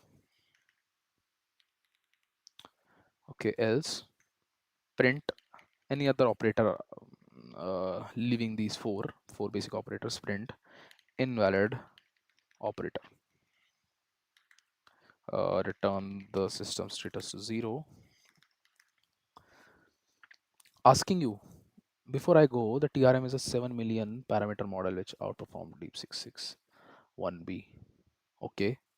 Asking, no, it's not, because I'm not, I'm completely against AI. You can say I am the enemy of AI. So I don't pay much attention to artificial intelligence. That is why if I am using AI or something, why will I code like this from scratch? It's basic. If I just tell ChatGPT to write this kind of code, it will be the AI will be writing the code much more efficient and less than 2 seconds, I guess. So why, if I like AI or I am in AI, why would I like the code here? So just let's just calculate this. calc.c. If it is calculated by AI, if it is done by AI, why the error will become? So because it is human generated, the error is there. It is some kind of else error. In which line the error was coming? 19, line number 19. Else if else. Okay, okay.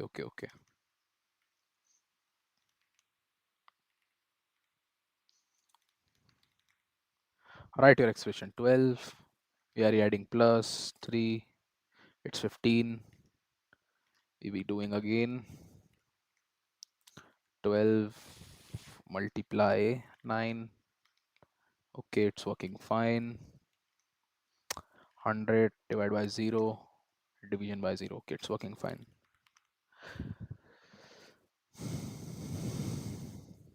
Any new chats? No, there are no new chats.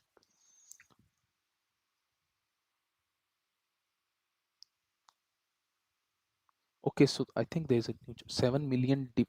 So before I go, the TRM is a 7 million parameter model which outperformed Deep 6671B. Okay, so 7 million defeating a 6671 billion parameter is a huge deal, and this can be a game changer. Like in the past, the MOE was a game changer. Okay, I have heard about MOE, but I have not just not familiar with the how this performance categorization work in this. How the comparisons are made in the AI. I still not familiar with that. We will be learning AI because I have to. There's no escape from this. If you're learning AI, if you're that much advanced, it's good, man. It's good. It's pretty good. AI just a misinterpreted how nowadays giving it to a common public was a bad idea. It was good in backend sorting emails and judging code sessions. It can be said, giving, especially in India, the influence of AI in India, because when I see in my surrounding, even to write a simple code, people don't use their mind. They just ask ChatGPT to. So the decision making power of a person is it's quite decreasing. The critical thinking, because every time if they want to create something or think about something or want to make an important decision, they just go to AI and ask them. So the critical thinking thing, especially which Indians are known by, though they have a superpower of critical thinking and high analyze thing. So that is now decreasing by AI because they are highly dependent on artificial intelligence. So that's a bad thing. Giving it to a common people, I should not say it is a bad thing, because it is now uh, making our task easier. But everything has pros and cons. Everything has pros and cons. If it is given to a common people or public, it has advantages, but it has disadvantages too, and it depends how we take it. So let's just not go off topic and complete this, because we have less time and we need to complete arrays also. So moving forward, we have completed this. So we'll be moving to switch statement. So this is the expression of or syntax. So switch the expression. Okay, case value 1 break, case value 2 break, case value 3 break, and the default condition, if it is not valid in all the three cases, the default condition will be printed. So the expression closed within the parenthesis is successfully compared against the values 1, value 2, value n. What are you doing? GNG. What are you doing, gang? Okay. We are learning C programming language. It's good that new people are joining every day. So, which must be simple constant or a constant expression if a case is found whose value is equal to the value of expression. The program statement that follow the case are executed, not that when more than one such program. Okay, that's a default will be executed. Okay, so the break statement signal at the end of the particular. So there, if there are no any kind of, you can say, condition on which the specific case terminate, so they have used break to terminate. So the break statement signals the end of the particular case, causes the execution of switch statement to the terminate to be terminated. Remember to. And what did you mean, CFOS? I thought it was making games and stuff. Ah, I'm not making game, bro. Don't have false expectation. What do I mean by C for cybersecurity? So C in the SEEC, in cybersecurity, there are, especially in red teaming, if you are familiar, there are branches like reverse engineering, malware analysis, and exploit development. So we are exploiting some kind of system, either it is Android, Mac, or our operating system such as Linux, Windows, and all of the above. So what we do, these, you know that all these operating systems are based somewhere based, fundamentals are based on C programming language, so, and assembly also. So in order to exploit something, or in order to analyze any kind of error or malware, we need to learn C programming language, not like a programmer, because yeah, I know about reverse, but you need assembly for that. Yes, I know, for reverse engineering you need assembly. That is why I have mentioned, as we are being isolated by firewalls like in China and Pak, software companies leaving Russia, now their tech ecosystem just survives on piracy, and AI will fill this gap of this attachment. Okay, as we are being isolated by firewalls, okay, like in China and Pak, software companies leaving Russia, now their tech ecosystem just survives on piracy. Yes, Russia, man. A huge ransomware groups are existing in Russia. I want to join them. And AI will, jokes. So AI will fill this gap of disattachment. Yes, good point. So yeah, I know about reverse, but you need assembly. Yes, we will be, if you, I think you are new to the channel, but I have created a roadmap in the first introduction. I think I have not created a roadmap or something, but especially for C programming, since most of the people that are joining are not familiar with C programming too. So in order to start something, I thought that we will be covering these topics of basic topics of C programming quickly, and then we will be moving to secure coding practices, and that will be very helpful in web development, those who are in web development. So we will be moving to secure coding practices. Then next we will be in that in that secure coding, we will also be doing cryptography and ciphers. We will be making some kind of cryptography programs, cipher programs, public key, static key, private key, and R, if you have heard about RSA encryption, decryption, and much more. I will be elaborating that soon. The AI content will flood in. Yes, of course. So we will be doing the reverse for the reverse engineering part. We will be doing assembly later. Firstly, we are matching our, okay, nice. So we are matching our knowledge to a certain level, like that need to crack OSCP, making people not feel the death of internet. Yes, exactly. Making, yes. So SLE33PER. Are you from India or outside? Are you from India?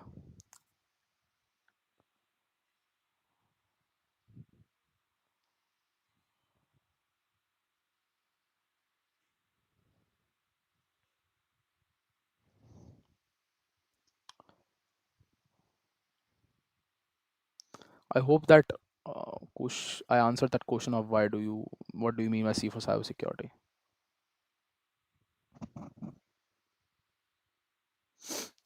So let's just move forward. Let's move to the case thing.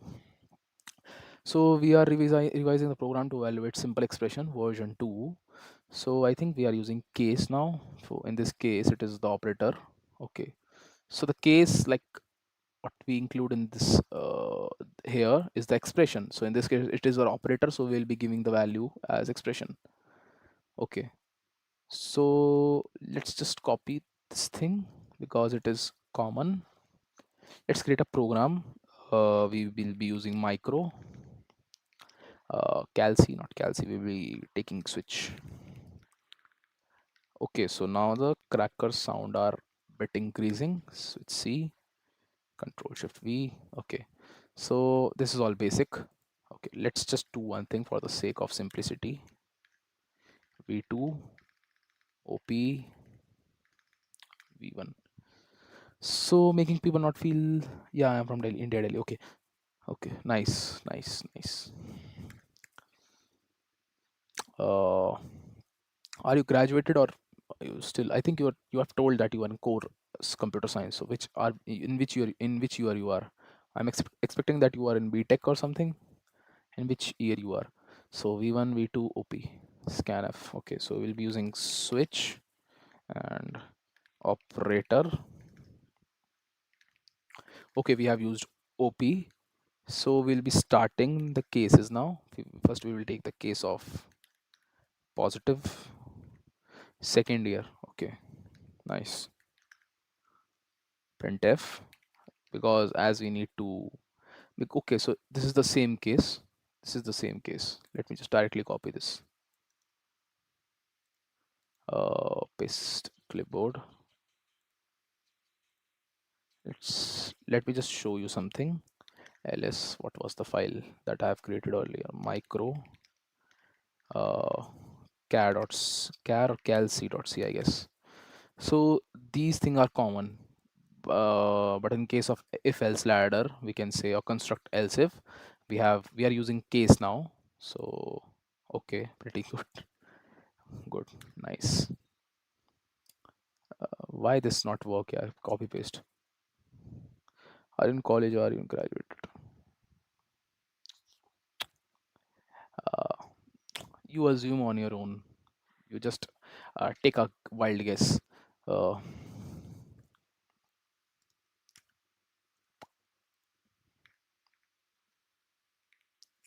how now it worked? Control C, Control V. So this is the case one. Now we will be breaking this, use semicolon, and we will be going out in the case 2. Case, I have to decrease the sensitivity of my keyboard, I guess. uh, Now we will be taking this case, the minus. I think I not should not focus this. I can finish this in one go, all the book. So case of minus, again the case of, yeah, it's pretty basic, man. We have already done this because just we are using in this. Okay, I will consider you still not graduated. Okay, you are considering me, you still not graduated. Okay, no problem. Okay, case positive, we have taken negative case. Let's just, we have to go a little bit fast. Pistol board, you are all familiar with C, I guess. Sometimes this text editor na behave abnormally. So same case, we are implementing the same logic. We have taken two cases of divide. Again, we have taken two different cases of divide in this case also. So what's the default condition? Unknown operator. Okay. So this is the last else condition we have used, that invalid operator. Okay, no problem. I think I have to make a little bit changes to this.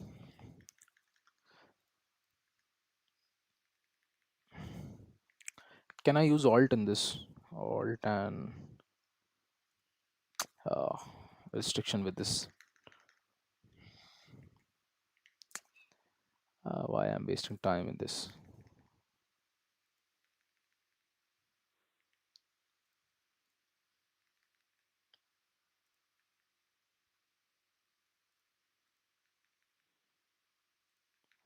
Let me check this program manually. Switch operator, case positive. Okay, break, case negative. Two decimal places, v1 minus v2. Okay, not we have not used break here.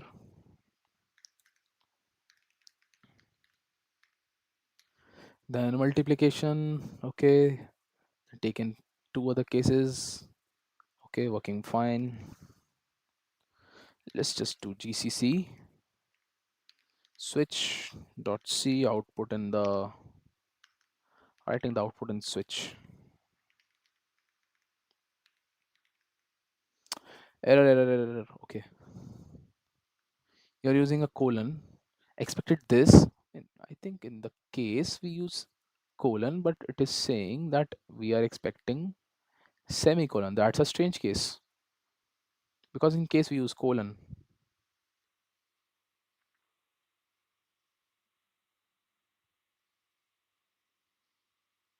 Mm, 8 every line has error. V1, V2. Why this is showing error? V2. So first in the 8 line, each undeclared identifier is reported only one for each function it appears in. Undeclared. V1 is undeclared. I have to manually see. Float. Okay. Okay. No problem.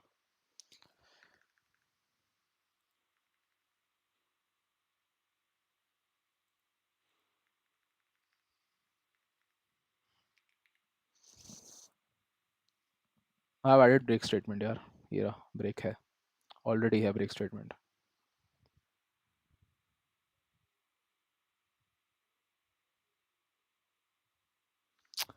The compiler is returning that you are using colon, but I think colon is used in case यार. Here colon he use हुआ है.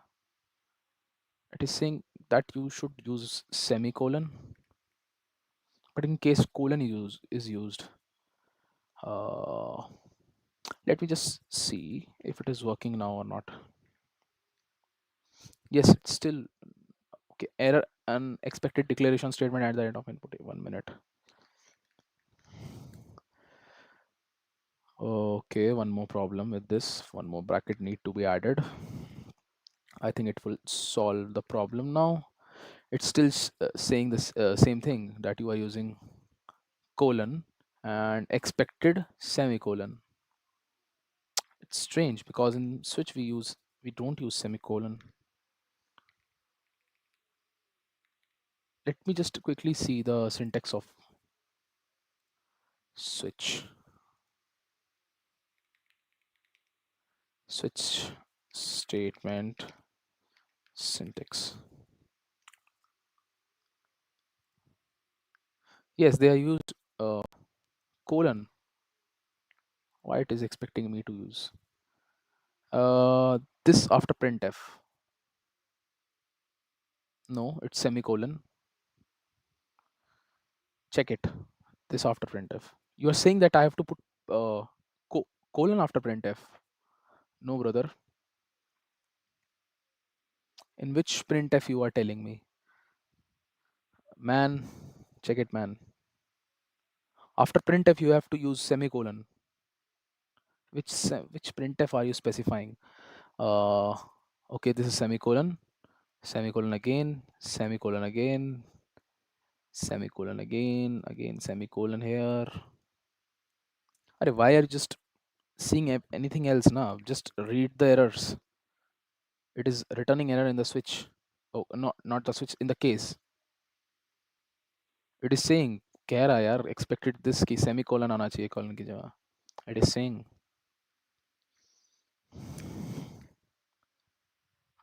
microswitch.c. Let's just try to do this. There is a possibility the version is older of GCC. That is why it is working like that.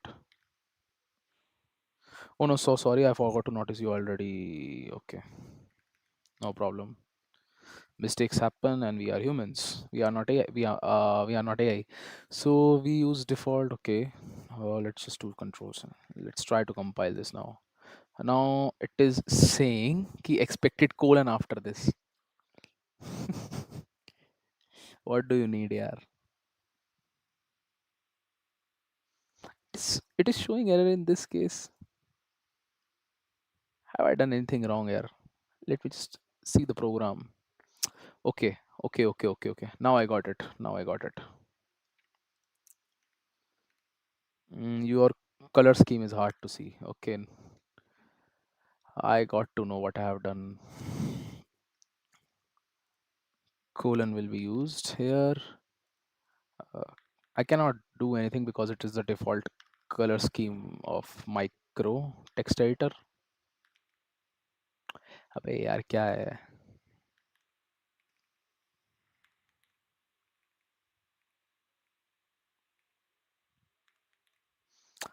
The problem is with this.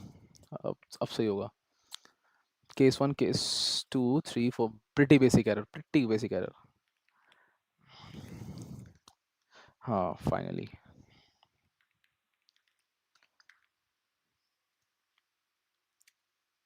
Okay, okay, okay, no problem. Type in your expression. How do I need to give the... Okay, I need to give like this. So take random something.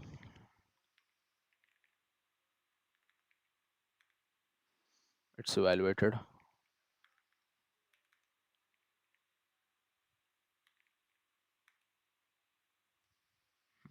Okay.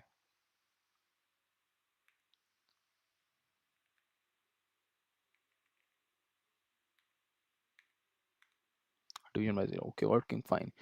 Use hex text editor if you are on Linux. It is based on no Vim. I'm against Vim. I don't use Vim, brother. If you have seen my previous streams, I was using Nano by then. Pretty old text editor Nano. You have to remember the particular kind of command to save and exit here.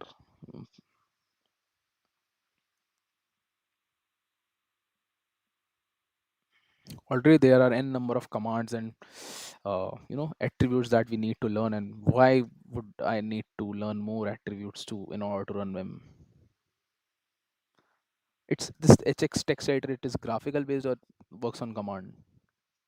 Hx text editor. If it is based on Vim, I think it is a terminal text editor. Can we use cursor in that? Micro. Why you don't? Nano is OG. Nano is OG here. Nano is OG. Why you don't like Vim? Because you need to learn specific kind of attributes to run Vim. There are only 4 or 5 basic commands. Personal, uh, you can say personal opinion. My opinion. Command based. Command. I don't like command based. It is also command based, but I don't know why do I don't like Vim. You can say I have not used Vim. I have used it one day. I have used it in the stream, but it is. I think there's can be a problem with my using ability or skill issue. You can say skill issue.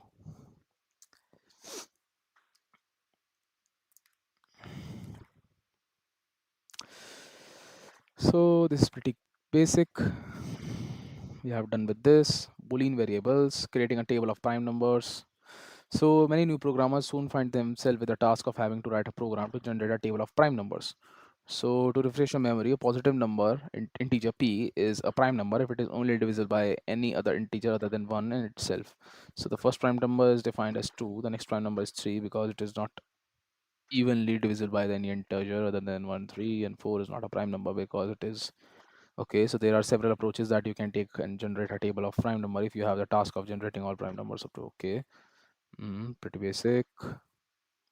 So I think one number before.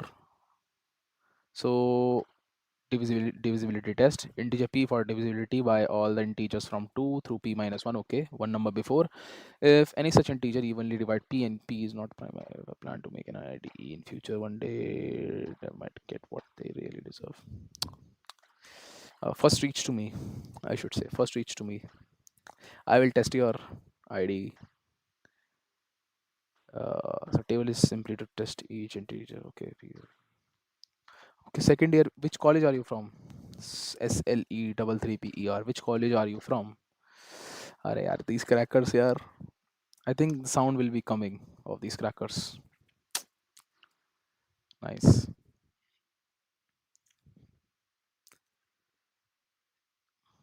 I've just realized the camera light. My God. Now it's fine. I'm not that much tired. Your battery is charging. I know my battery is charging. So generating a table. Okay, we need to check.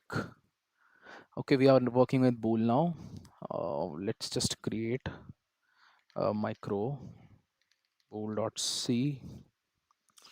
We'll be using till here same paste clipboard is prime. Okay, next, so we need to create a table. So we need iterations. For iterations we'll be using loop for loop, and they have taken I, they are not taken I think the p will be used, p can be used, p is equals to 0. No, p will not be equals to 0, we should be starting from 2. So 2 obsec reasons, LinkedIn maybe obsec, not obsec, it can be osint reasons. Pretty good. I'm testing you. I'm testing you. Some people just give the biodata, all the biodata on the stream. No problem. I'm impressed. Nice. That's why I'm not giving anything related to me. It can be found easily, yeah. If you know is OSINT, you can find anything. Plus PP, we will be using post increment. I press this key and both the key are pressed. Why? Why? We will be using a loop to check the divisibility.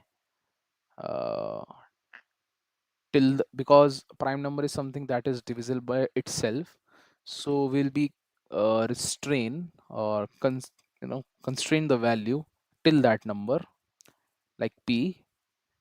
So we will be using, because the basic prime number, the first prime number is 2. So what we will be doing, that for loop, let's start here.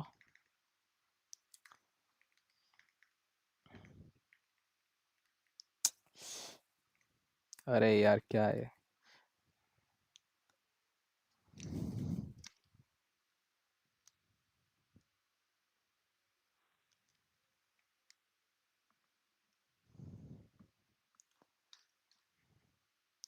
Battery is 89%, क्या दिक्कत कर रहा है फिर ये, वाह.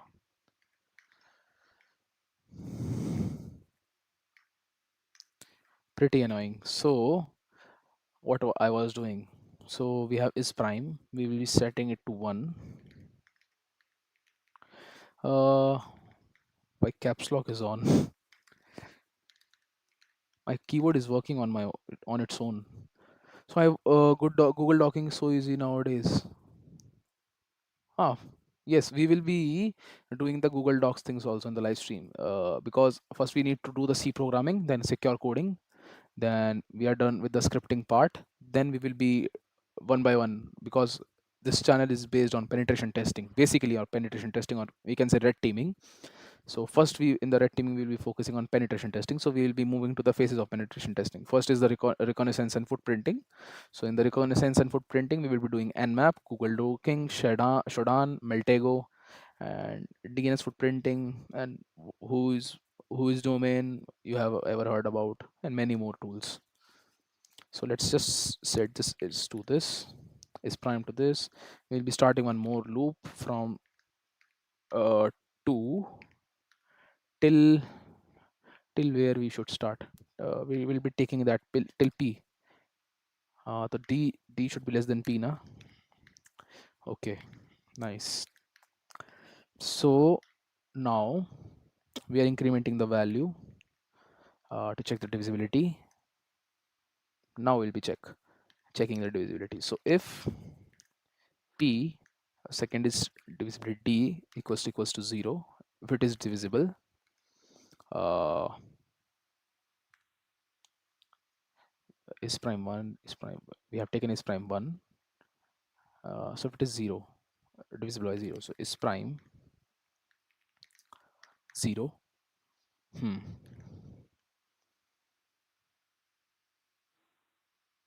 Okay, so for loop, we begin for loop.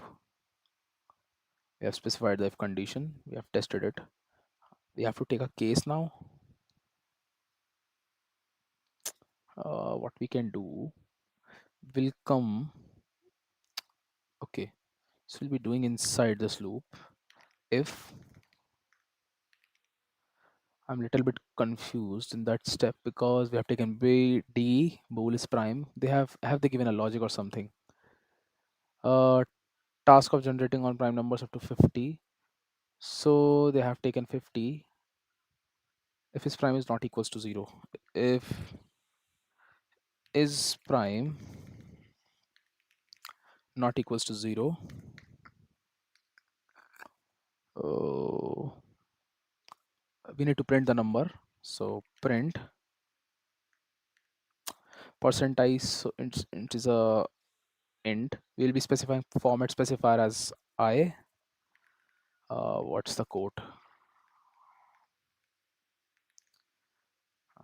Yes, so we'll be printing the number p, else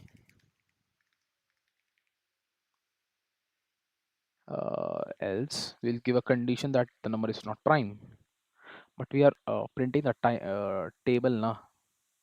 What they have done here, let me just see. So they have printed the number till here. I am okay. So they have just closed the program. Okay, we need to just find the number na, so we don't need the else case. Okay, so we are not checking prime number, we are just displaying. So they have closed till here, so for loop is closed, and let's print a new line character. uh, I have a this text editor ना, कुछ तो problem है इसमें. New line character. Wow. Okay, return. No need to print return 0. Let's just close this program and hopefully it will run because my keyboard is sucking now.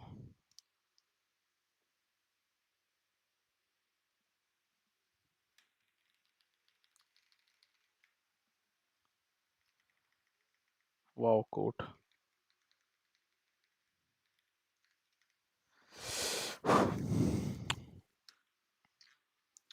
I think I have to clean up my keyboard because I am pressing one key and multiple keys are pressing.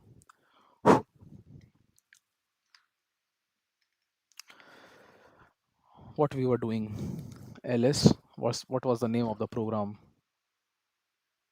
I forgot the name of the program. Last question: what is the difference in purple teaming and blue teaming? In my opinion, both just focus on protecting more than penetration testing. Yes, yes, you are right. Red teaming is all about exploiting. Penetration testing is a part of red teaming. Purple teaming is a mix of both. So you have to uh, penetrate the system, and you also have to monitor the system also. So a mix of both. Blue teaming is basically the SOC analyst reading logs. What was the name of the program here? Let's do one thing. History. Bool. Okay, bool. So gcc bool dot c, writing the output in bool. Print. Okay, python thing. Nice. Printf.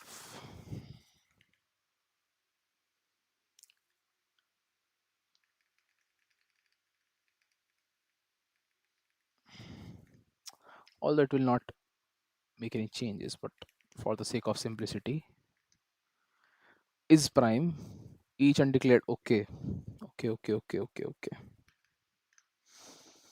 Is prime. Okay, the spelling, no problem. Any more errors? No errors. So let's just run this.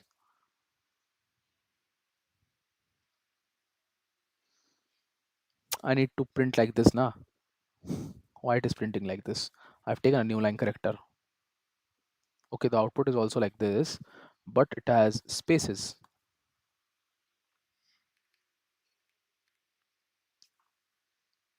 The program is same here. Int bool. Okay, is prime again. Print. Let's just do one thing.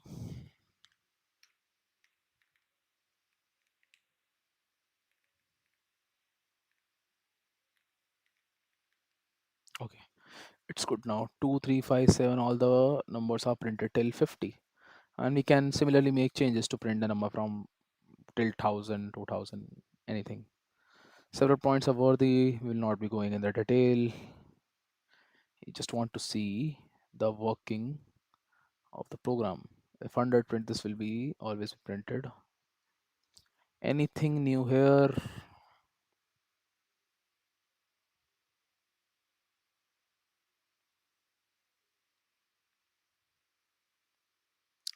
It's perfectly valid in C to test if the value of flag is true by an expression such as if is prime, rather than with the equivalent expression if is prime not equals to 0. Okay. So to easily test if the value of flag is false, you can use the logical negation, that is sign of exclamation.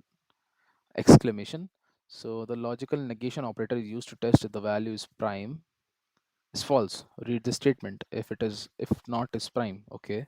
In general, an expression such as this logical negation expression negates the logical value of expression. So if expression is zero, so if it has come as zero, so logical negation operator produces a 1, because not 0 is 1.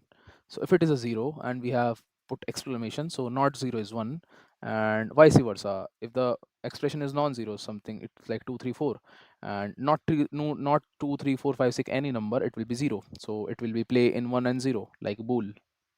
So we are working with bool. So okay, pretty basic. So my move is not equals to my move.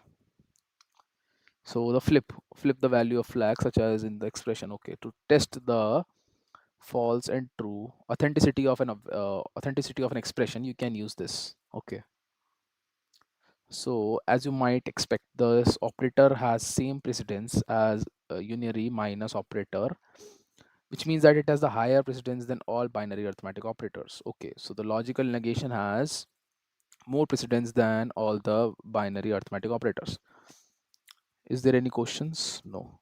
So all relational operators, so to test if the value of a variable x is not less than value of variable y, such as in not equals to xy, so the parentheses are required to ensure proper evaluation of the expression. Of course, you could have also have equally expressed as this.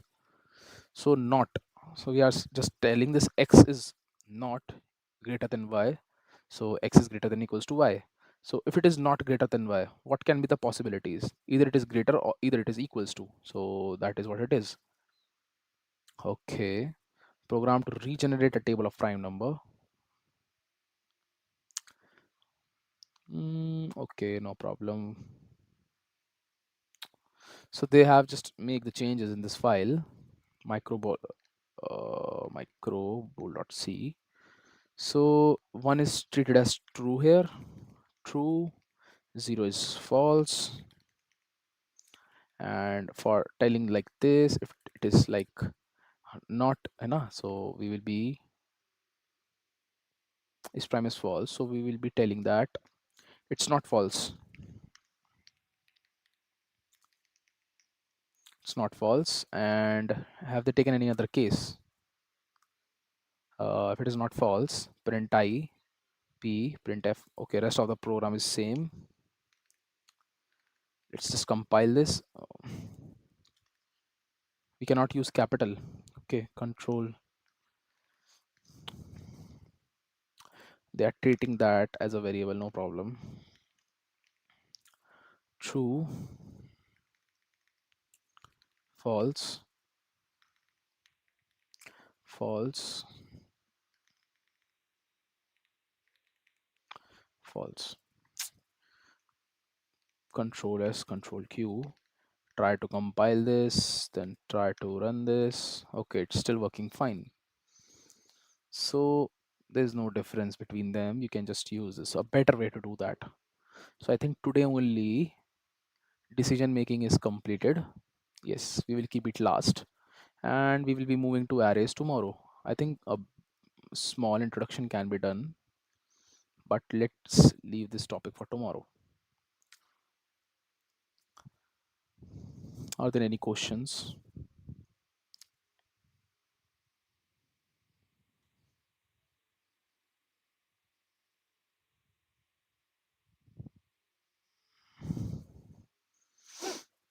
Okay, so as you see, okay, we have done this. The conditional operator, perhaps the most unusual operator in the C language, is one called the conditional operator. Operator, unlike all other operator in C, which are either unary or binary operators, the conditional operator is ternary operator. That is, it takes three operands. Okay, it's all numbers are all the operators are binary operators. It take only two operands, but in this case, it has three operands. So one, two, and three. So first the condition, then expression one, expression two. So the first operand is placed before this question mark, the second between the question mark and the colon, and the third after the colon. So the general format is like this. They is they have if they have any kind of program or something. No.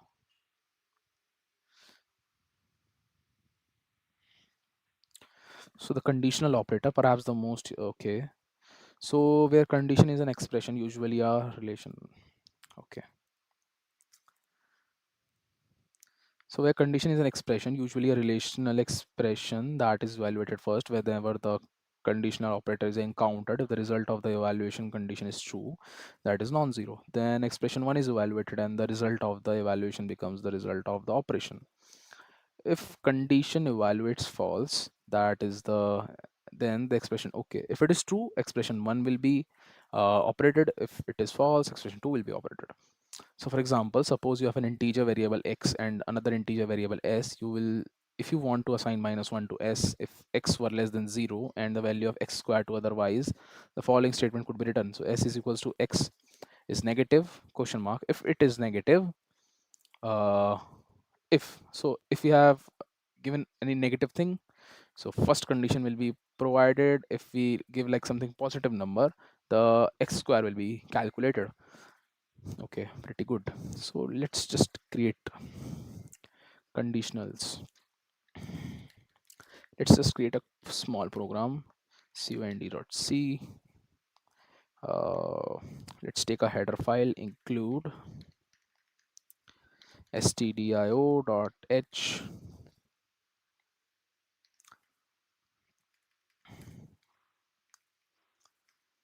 and int main is passing the void argument. Okay, we are playing with int x, only x, and also since it is a operator, okay, so we are assigning something now, so also this will be taken as this.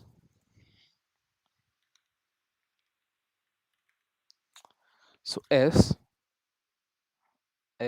will be calculated with the operations. S is equals to, nice, s is equals to bracket start x.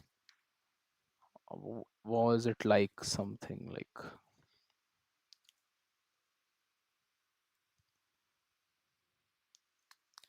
okay, so it is like this.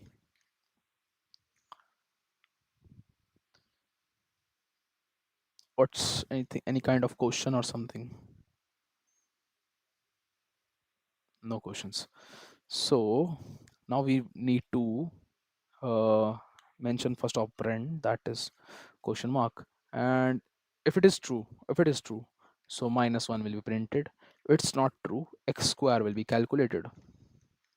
Nice.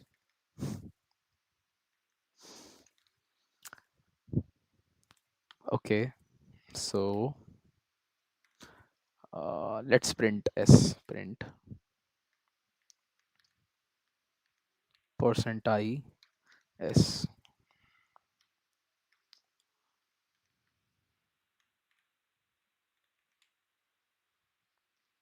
GCC cond, and we'll be writing the output in the cond. A lot of, okay, first this, then printf, then again this. Okay, no problem. So okay, firstly is this problem, then it is s is defined already now, so why it is making error? Printf control sq. Okay, it's working fine. Cond -1. Okay, so if there is no value given to x, automatically -1 is calculated. What mistake we have done here is we have not taken the input of x.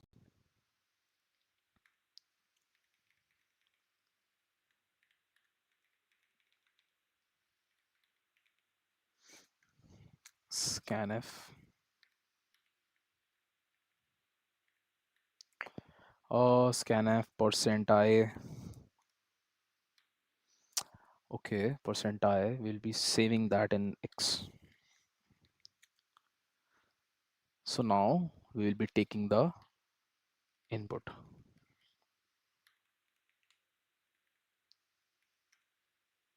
Scanf, okay, no problem.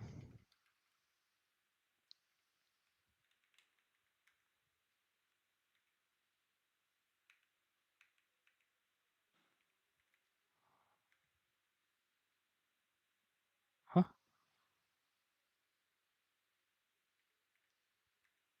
What's the problem, man? Nice. Why the library is deleted? Oh, include stdio.h.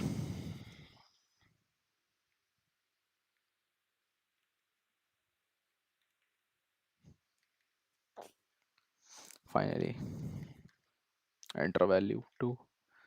So okay, if the number is positive, square is calculated, and if the number is negative, -1 is calculated. Okay, pretty good. So the condition, okay, done. Okay, done. Okay, again max value, no problem. A will be calculated. Rest all same. The number is less than 0. Sign is number. Okay, if it's not like this, so if it is this condition is true, like it is the number is negative, -1 will be printed. So program 6.6 can be written in one program line using two conditions. Okay, and if the condition is false, it will again check that if the number is 0, so it will print 0. If it is not, if it is positive, because we have taken the case of negative here, if it is positive, it will print 1. Okay, nice. Even question mark, what's even? Okay, so expression 1 E2. Then for the second operand, they have again created a conditional operator E3. So it will be first calculated, then this will be calculated. Then even will be decided. Even will be deciding either E2 will be calculated or evaluated or something from E4 and E5. Nice. It can be said at this. So firstly, this will be evaluated. Then one result will come. For example, E4 has come. So E1 will decide which to operate or which to evaluate. So pretty basic exercises. Okay, so I guess we are done for today. And should we practice the questions? So to type in and run the 10 programs we have done, write a program that asks the user to type in two integer value at the terminal. These two number to determine if the first is evenly divisible by the second, then display an appropriate message as the terminal. Okay. Okay, let's just create this program here. We will be micro exc exercise C. So including the library,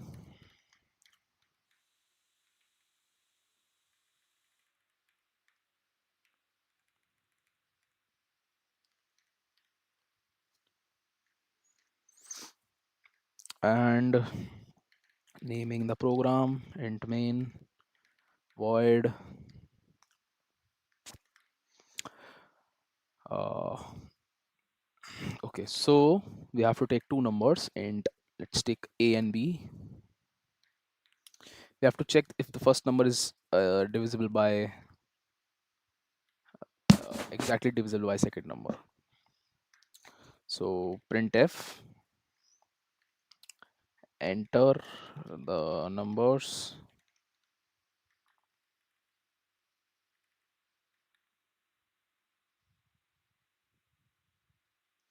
enter the numbers, will be terminating with the semicolon. So since it is an integer, we will take integer, assume it as an integer.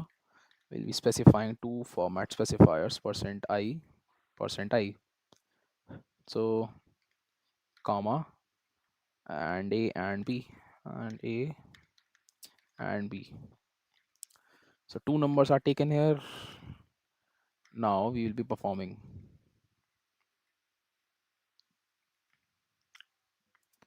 So we need to check.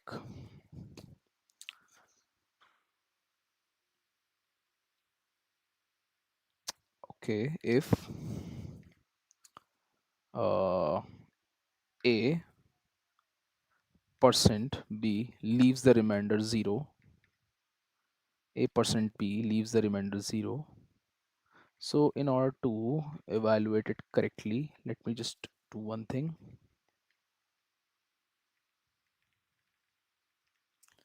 Let's use like this. If A percent B is equals to 0, printf divisible, else printf not div. Uh, it should be working now. Control S, Control Q. First, we need to exe.c and writing the output to exe. Hit enter. Okay. Okay, no problem. Printf.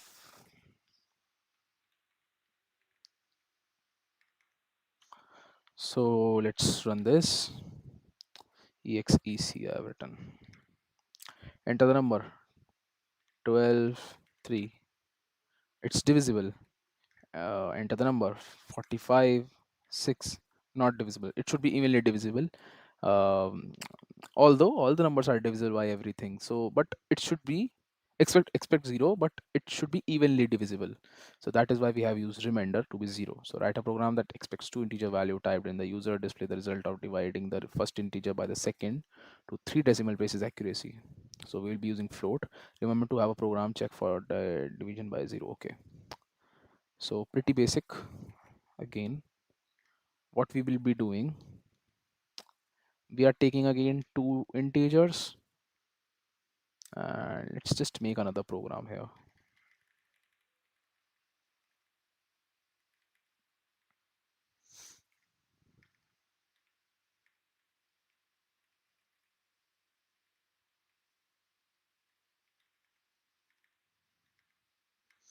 So int main void and take two numbers, int a comma b. So pretty much basic till here. Let's just do one thing, because till here it is same. We will be taking the input.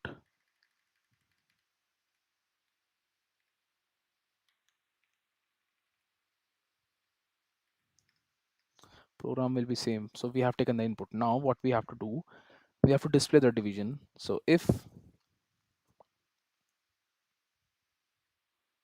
okay, so if a let me just read. Write a program that expects two integers values typed in the by the user, display the result of dividing the first integer by the second integer.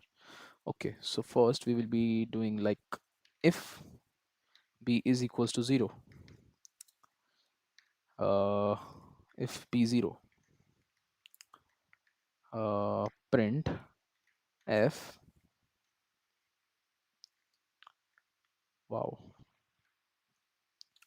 print f division by 0. Okay, else else we need to calculate. So for calculation, what we can do, like directly write this, the result is percent I, but we cannot do like this. Let me just do one thing. Let's take res also, or we can do one thing also, uh, because we need to have till 3 decimal places. So for that we have to use float. So 0.3 f or percent sign first, 0.3f, and by specifying comma we'll be doing a by b, and it's done.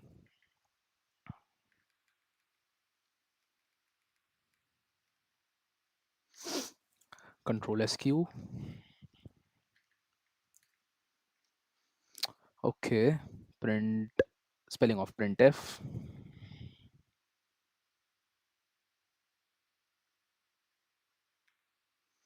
Okay, we have not closed the bracket, and also the this. Okay, control SQ, compiling. It should be running now. 12 4. Okay, floating point exception. Okay, I have got it. We need to specify float here.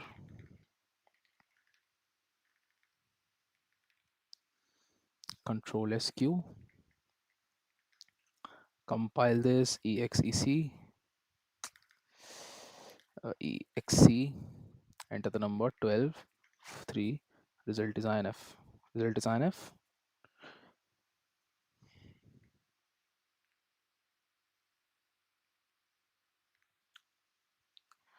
Nine zero zero. Result is INF. Print taken float values. उसके बाद okay. Need to change this also. %f.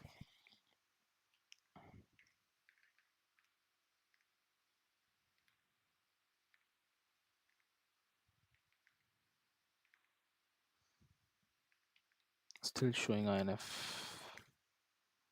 Okay.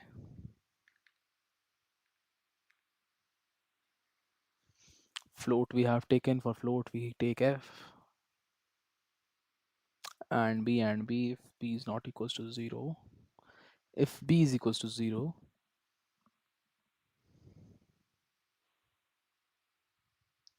printf division by 0, or perform this thing.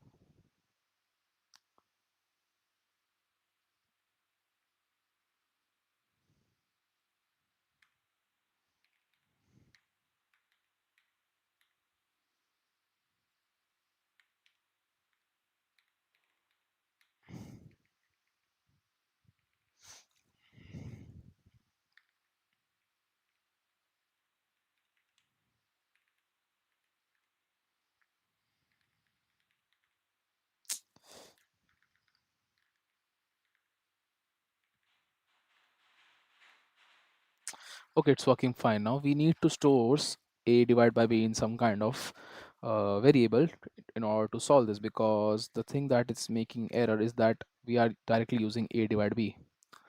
Okay, so rest of the programs you can all do it by yourself. It's pretty easy and pretty basic. So in the next stream, what we will be doing, we'll be assuming, I think I have planned arrays for today, but in the next stream we will be covering that. Okay, so on that note, good night, and let's just end the stream. Happy Diwali once again, and we will have our stream tomorrow also. I will give you the time on the community post on which time we will be streaming. So bye bye, we are ending the stream now. And okay, at the end 5 people are joined. Welcome to the stream, but we are now ending the stream. Our topics is completed, but as we have planned, we will be completing arrays also, but let's just take another session for arrays. We should have a separate session for arrays. Okay, so practice the questions that are left, and bye bye, and happy Diwali.